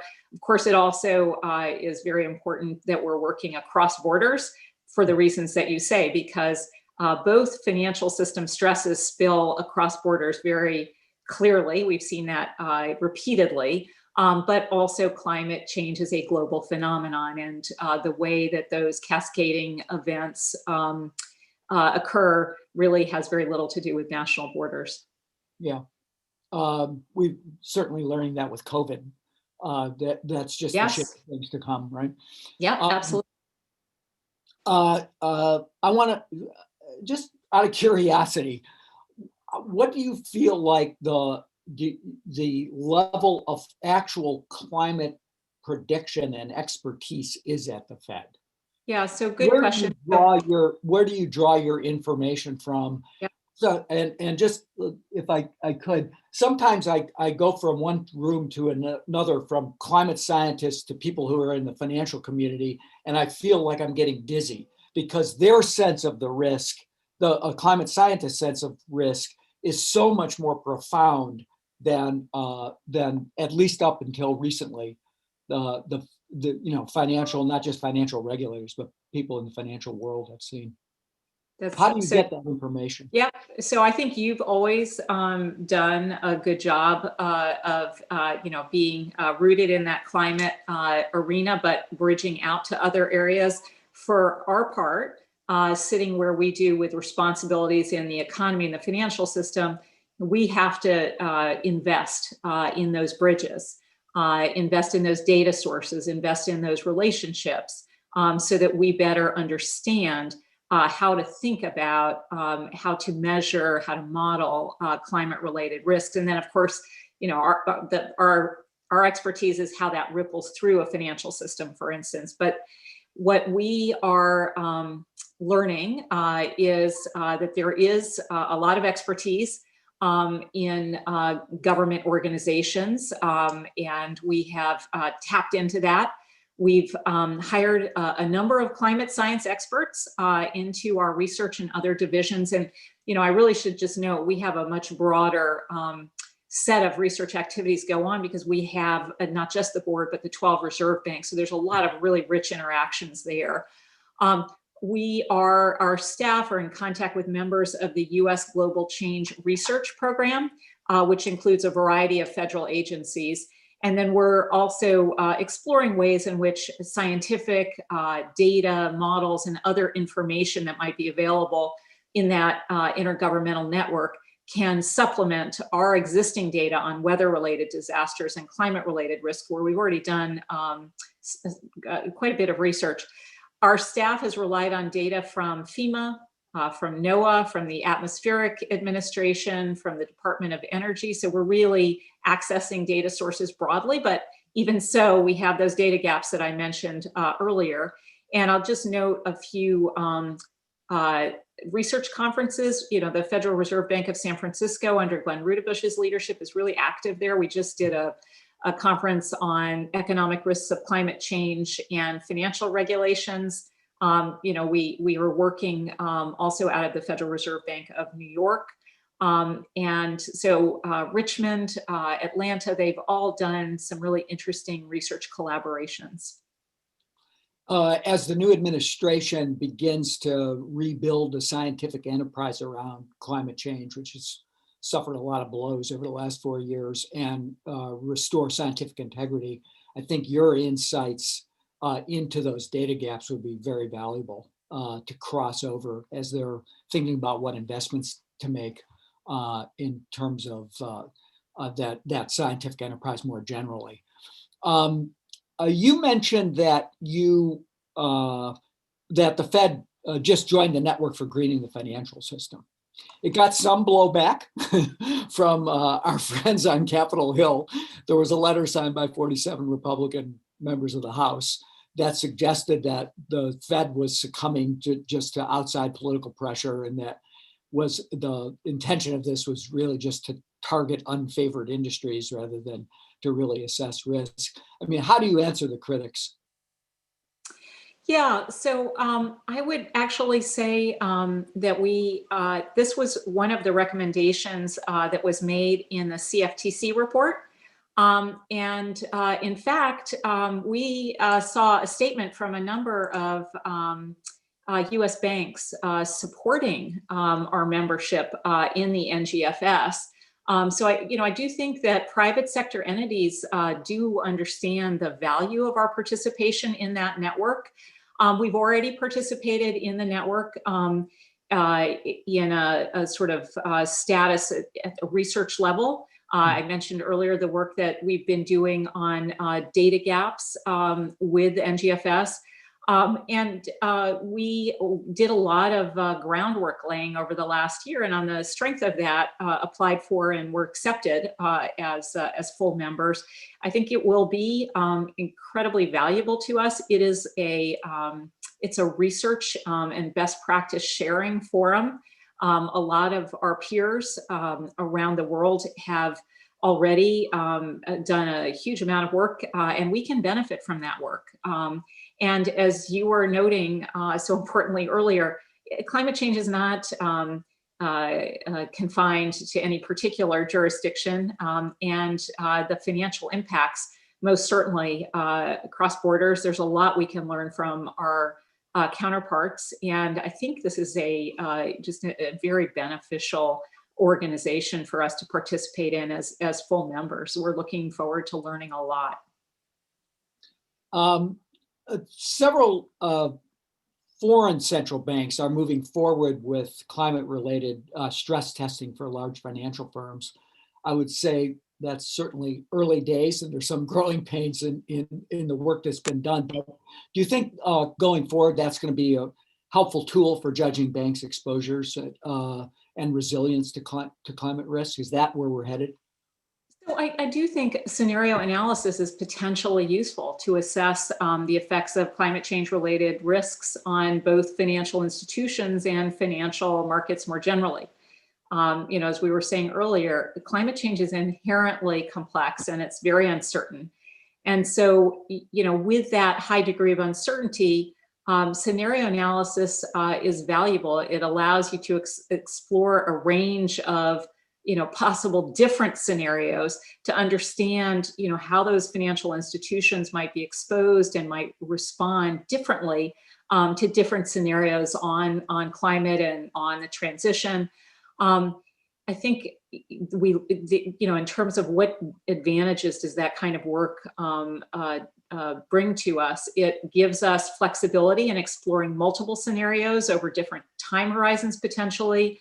It gives us views into the size of the risk to individual financial institutions, to the system as overall. It might provide some insights into how banks, insurance companies, and other types of financial firms might adjust their business models under various scenarios. And, it's reasonable, because there are both opportunities as well as risks here, it's reasonable to think that there could be a range of outcomes. We need to understand that.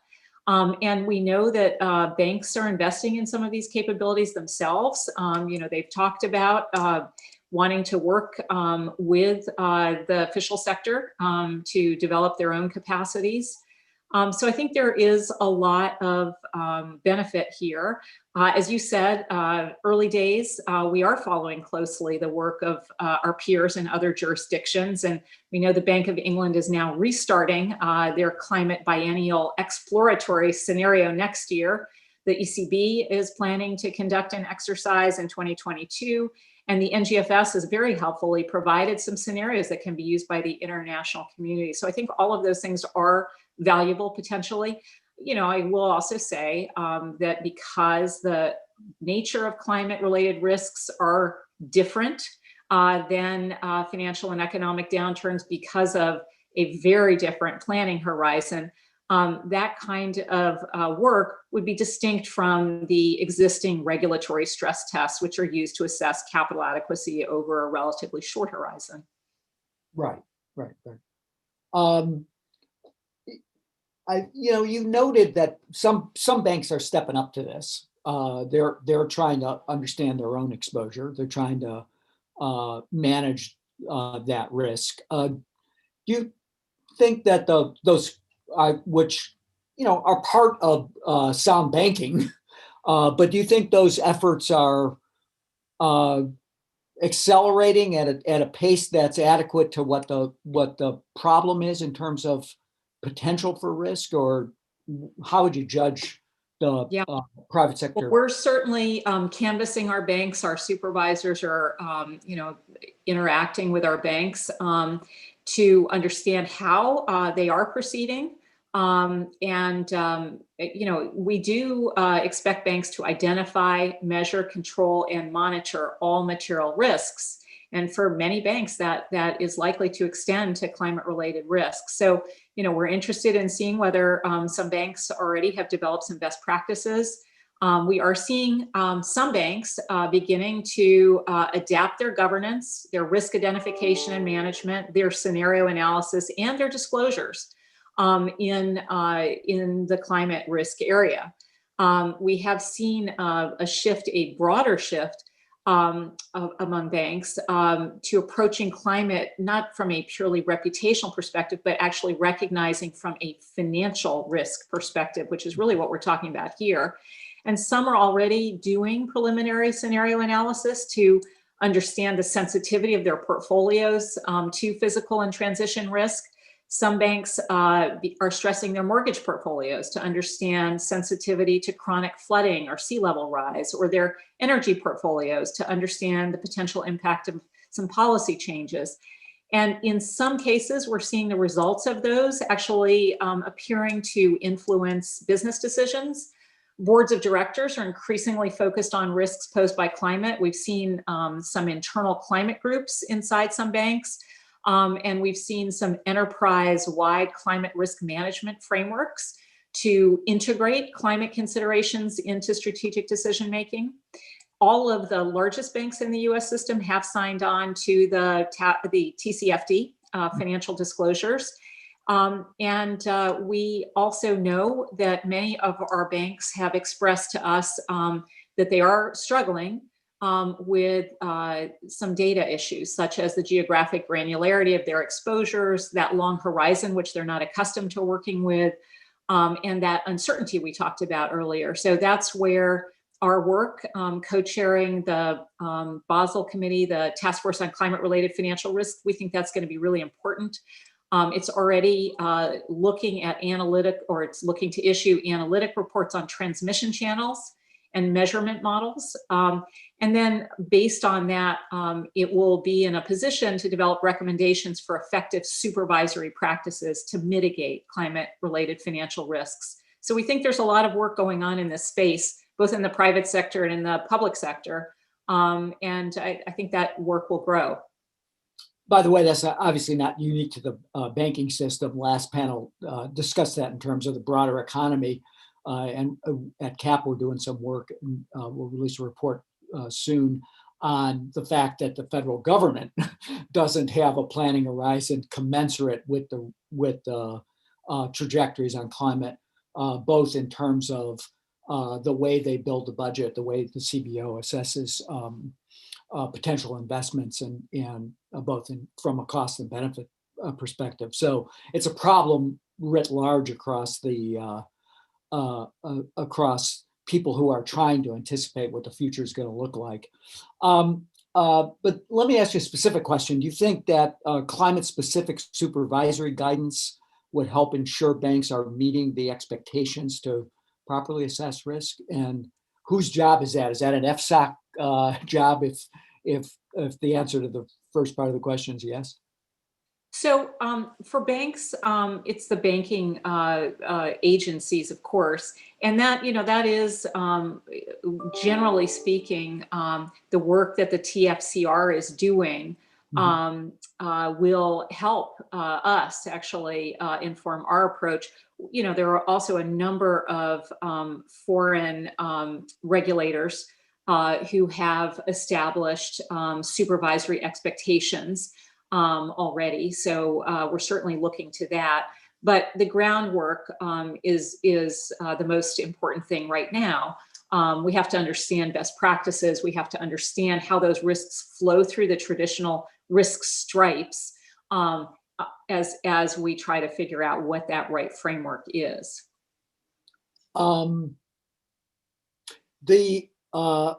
You in your remarks, you talked about the CRA and the utility of thinking about the CRA as building resilience into communities. I want to take advantage of your experience in the White House and at Treasury, as well as your current position at the Fed, to ask you about how the new administration ought to think about integrating, again, maybe with a focus on CRA, but how to think about integrating resilience and community planning into what their task is. You've had a lot of experience over the years, and maybe you can give us some advice about that. So sitting at the Fed, we are super careful not to stray outside our lanes. I thought I could sneak an answer out of you. I think that's a good practice. I will say that it's certainly something that has been relevant to my work earlier, and it is today. As I look back during my time working in Treasury, for instance, I had the portfolio that included climate finance internationally. And so we just did a tremendous amount of work actually about on these issues of climate resilience and putting communities in the driver's seat to chart a path towards greater resilience. Over the time I was there, I think we increased funding at the climate trust funds by 5-fold. And we also negotiated, Gib Metcalf worked with me and was our first executive director to the Green Climate Fund, which is really all about giving internationally much greater resources to communities that are likely to be particularly impacted, greater resources and greater capacity to plan their futures in a way that will make them more resilient. And we also rolled out the green, the clean energy guidance that governed the financing at the multilateral development banks and really switched the focus entirely to clean energy. I think that has subsequently been rescinded, but that was very important as well. So I would say that when we look at what we're learning here in the US, it is true that climate change will have negative impacts on LMI communities and communities of color, and there are a variety of intersecting reasons for that. And so we do want to think about how to provide incentives to help communities make investments in their own resilience. Just the exposure of health disparities during this COVID crisis, I think, points also to the need to kind of make those kind of investments to improve both the quality of the economy, but also the health of American people across the country. We have a year that's running up to Glasgow, COP26, a time of enhancement. But first, we're going to go through a G7, a G20. Certainly, coordinated, sustainable recovery will be at the top of the agenda. And in addition to trying to find the sources of money, do you think financial stability, the debt loads of the highly burdened economies who are trying to recover from COVID, how do those conversations intersect? That coordinated, sustainable recovery that we need coming out of COVID with the need to invest and build back better? Yeah, so I think certainly when we have major global shocks like we've had with COVID, that have affected every country and disproportionately affected vulnerable communities. I think there is an opportunity for international cooperation to both, sort of make those most vulnerable parts of the world more financially resilient by looking at, their overall financial sustainability. But also to make investments in the future that now are informed by just how rapidly and how devastating you see this kind of transmission of these global shocks. And, the pandemic is also something that the scientific community is very well informed about these kinds of events. And we see the benefits of actually planning, preparing, creating resilience, and the pain that ripples through the most vulnerable communities when those kinds of preparations are not made. And I think that can inform our efforts going forward. Certainly, just going back to the CRA, that is where we have seen a lot of our early learning about climate resilience came from the wake of natural disasters. And now, we have more systematic research there. And we do see those communities being exposed, not just because they have thinner financial buffers, but because they're also often located in more climate exposed areas and because of the health vulnerabilities that you mentioned earlier. I know actually that I saw your publication, I think it was Michelle Zonta and Zoe Willingham, just yesterday published a piece from CAP talking about the vulnerability of particularly communities of color. But that's why, CRA is a good tool. You can see that natural progression from recovering from natural disasters to proactively investing in climate resilience being the way to build back better in those communities and providing credit to banks to do that. We're almost out of time, and I see Senator Brown has joined us, but I'm going to ask you one last question, and then we'll turn it over. But with enhanced disclosure data collection, they can help improve modeling for better quality, the financial risks of climate change. There will always be significant uncertainty in this arena. So is it important for regulators ultimately to take concrete steps to bolster the resilience of the financial system, even if this type of uncertainty remains?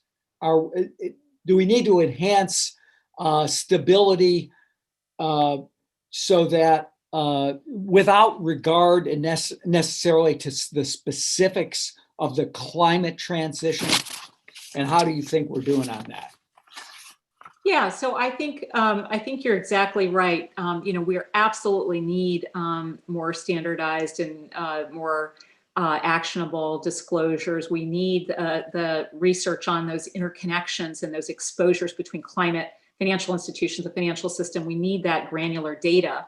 But even with that, there's substantial uncertainty in this space. And it is important to ensure, as regulators, as having responsibility for financial stability, we do need to continue to try to make the financial system and financial institutions as resilient as possible to shocks associated with climate change risks, just as we do for other risks. We should recognize the prevalence of that uncertainty, but we do need to have resilient financial institutions and a resilient financial system. And so, that is going to inform our work going forward. Right. Well, Lael, thanks so much for joining us today. It's really, really been deep and terrific. And thank you for all the work you're doing at the Fed to make sure that these programs actually happen and move forward. So now I'm going to take the opportunity to turn things over to Marilyn Waite, the Program Officer for Climate and Clean Energy Finance at the Hewlett Foundation, and she's going to introduce Senator Brown. So, Lael, thanks. It's good to see you. It's always good to see you. And hopefully we'll see each other in person someday. Great.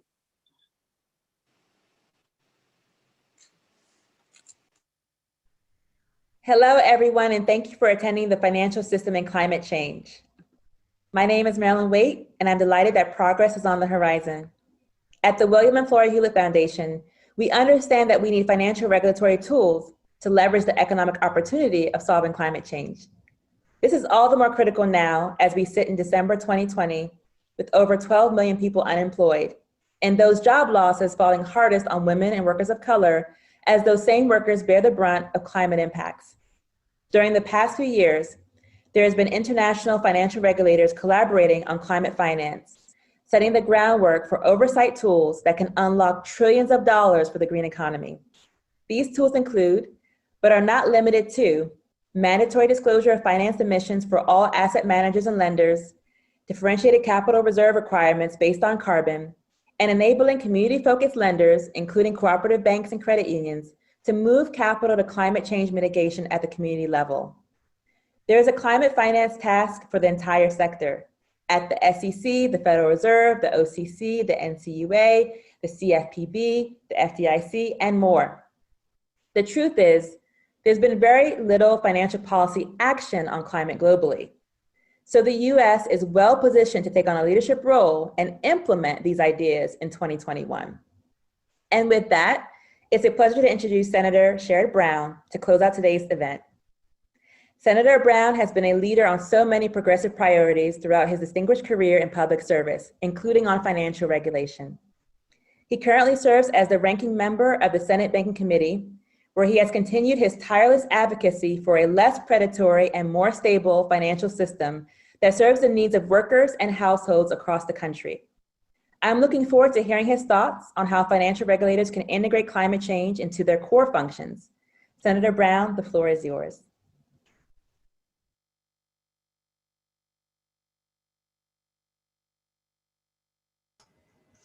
Ms. Waite, thank you. It's a pleasure to be here. Thank you so much. And Ms. Waite, thank you for the understanding and the insight and the activism you've exhibited on the intersection of finance and climate and how important that is and how not nearly enough policymakers recognize it. You obviously do. Thanks to CAP, thanks to my friend Senator Brian Schatz from Hawaii, who is just one of the great young leaders in this country on a whole lot of issues, but especially on climate. John Podesta, it's always nice to share a stage, remote or not, with you. And getting to speak right after Governor Lael Brainerd is an honor, because I wish that a few more people at the Federal Reserve had the good sense she does about regulation and deregulation and the role of workers and climate and all that she has stood up for at the Fed over the years. Thanks to the panelists on all these issues. Americans know that climate change is real. They see it hurting their lives, whether they live on the coast or whether they live in the Midwest or the South or the far West in this country. They're demanding that Congress deliver results. They've endured 4 years of a president that essentially sets government up to fail. I was just speaking with the Secretary Designate of the Veterans Administration, Dennis McDonough, used to be President Obama's chief of staff. And we were talking about how the VA and everything else, the president and Republicans essentially set up government in a way that it will fail and then turn around and say government can't work. We've seen it on pretty much everything where we need federal leadership. We've seen it particularly on the issue of climate change. Trump's appointees wouldn't even let career scientists, as you know, use the words climate change, let alone do anything about it. It's one of the reasons I think that Joe Biden won a commanding resounding 7 million vote victory. 80 million Americans voted for the candidate who made taking on climate change central to his campaign. The days of Republicans scaring too many of our allies out of talking about this are over. Joe Biden was clear that it was going to be one of his top priorities as president. He won in Michigan, he won in Pennsylvania, he won in Wisconsin. In 2018, I stood on a debate stage in Ohio and said that climate change is one of the defining moral issues of our time. I won by some 7 points in a state Trump's carried twice by 8 points. So climate we're just not going to be scared anymore on that issue. Ohioans are experiencing the effects of climate change and they know it. People in my state see toxic algae blooms on Lake Erie getting worse, threatening their drinking water. Farmers are dealing with even even more in ever more uncertain growing seasons. The politics of this are changing, and they're going to change even faster. When we show people that there's a real opportunity dealing with climate, there's a real opportunity to make our lives better. Big oil, big corporations have spent billions of dollars, as you know, trying to convince people that we have to choose between investment that grows the economy, on the one hand, preserving the planet for our grandchildren. They want people to think climate change either isn't real or it's an unsolvable problem. We see it instead as a huge opportunity. As a result, because of that, we've had a failure of imagination. All Trump and the Republican Party have done is sell workers a bunch of empty promises that coal mines and long shuttered plants would reopen, instead of treating the public with respect and honesty. They let people's hard-earned savings be invested in shrinking industries without their knowledge. The United States has allowed China to take the lead on clean energy manufacturing. We have to change that starting January 20th, and we don't need Mitch McConnell's blessing to do it. There's a lot the Biden administration will be able to do on its own, particularly in the financial space. We have to ensure that banks and insurance companies are factoring the catastrophic risks of climate change in their investments and on their balance sheets, not just cynically passing the risk on to customers, to shareholders, and, as we know, always ultimately to taxpayers. If people's pensions, if their 401ks are invested in fossil fuel assets whose value is shrinking, instead of invested in growing industries that will create jobs in their communities in the Midwest and throughout the country, in a better return on their investment, they need to know about it. As you heard from Governor Brainerd, the Fed is already looking at the ways we must factor climate change into our economic assessment. States are doing this too, as we heard from Commissioner Beeman and Commissioner Lee. Some of the CFTC and SEC recognize the urgency of taking action, and other regulators must get on board too. To make real progress, we're going to have to take on corporate power, way better than this Congress has. We've watched for years as Wall Street and the biggest companies fight Congress and agency action on climate. Their CEOs make lots of money in the short term by endangering our planet in the long term. In the boards that are opposed to be holding bank executives accountable, the corporate boards all too often have members with deep ties to the major greenhouse polluters. Financial regulations need to do more than prod Wall Street to protect itself from climate risks. Breaking up the big banks, limiting the risky activities they invest in, would clear the way for Congress and agencies to take bolder action. It would make it easier to stop Wall Street from funding industries that fuel climate change and put all their other assets at risk. This is going to take an all of government approach. That's why I'm optimistic about the Biden administration. It's about housing policy and transit policy and financial policy. Maybe more than most, you know that fundamentally fighting climate change isn't just an environmental issue, it's an economic one. And I don't just mean economic in the sense of sterile statistics about risk calculations. It's about communities, it's how people live and work. We aren't going to build a durable political coalition for change if regulators in suits in Washington or in Brussels ignore the people who make this country work every day. I think everyone listening today takes climate risk seriously. So do the people Joe Biden has appointed and will appoint, including the people he's looking at to be our financial watchdogs. One of the things I'm doing from my role on the Banking and Housing Committee is to encourage those regulators to insist that those regulators think about climate not only as a risk, but also as an opportunity to build a sustainable economy that actually makes people's lives better in every community. It's not enough to just think about the climate risks in companies' balance sheets or stock prices. Government has to take into account the risk to people's livelihoods, the communities they live in, the food they eat, the investments they've made for their retirement. It's all of that. We have to think about the political risk of our country becoming more divided if we allow fighting climate to come at the expense of entire communities. We see what happened with globalization and with trade agreements.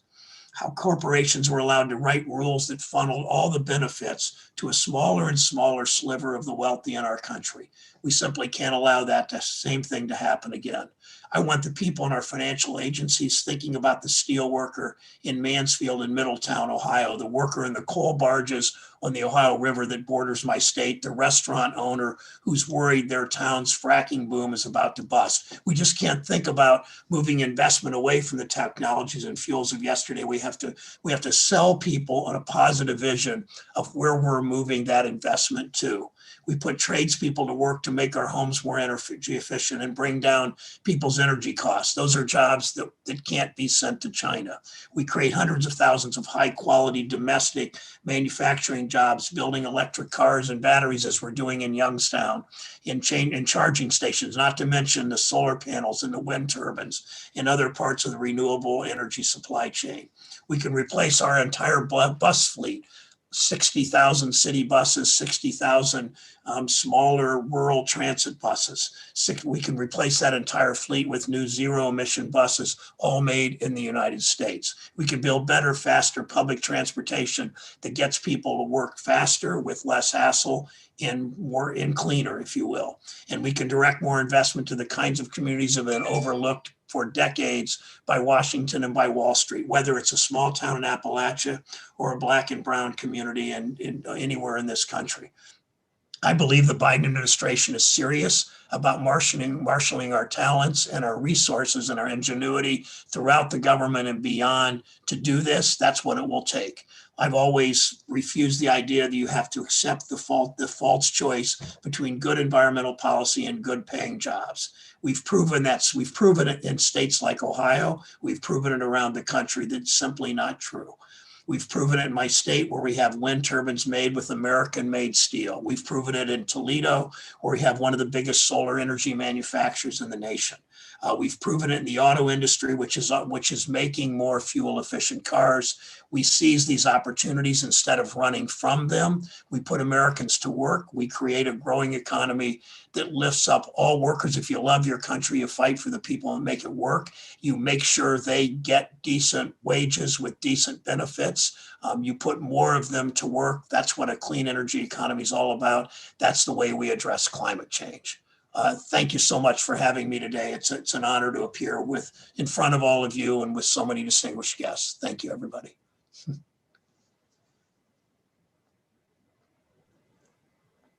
Thank you, Senator. It was terrific.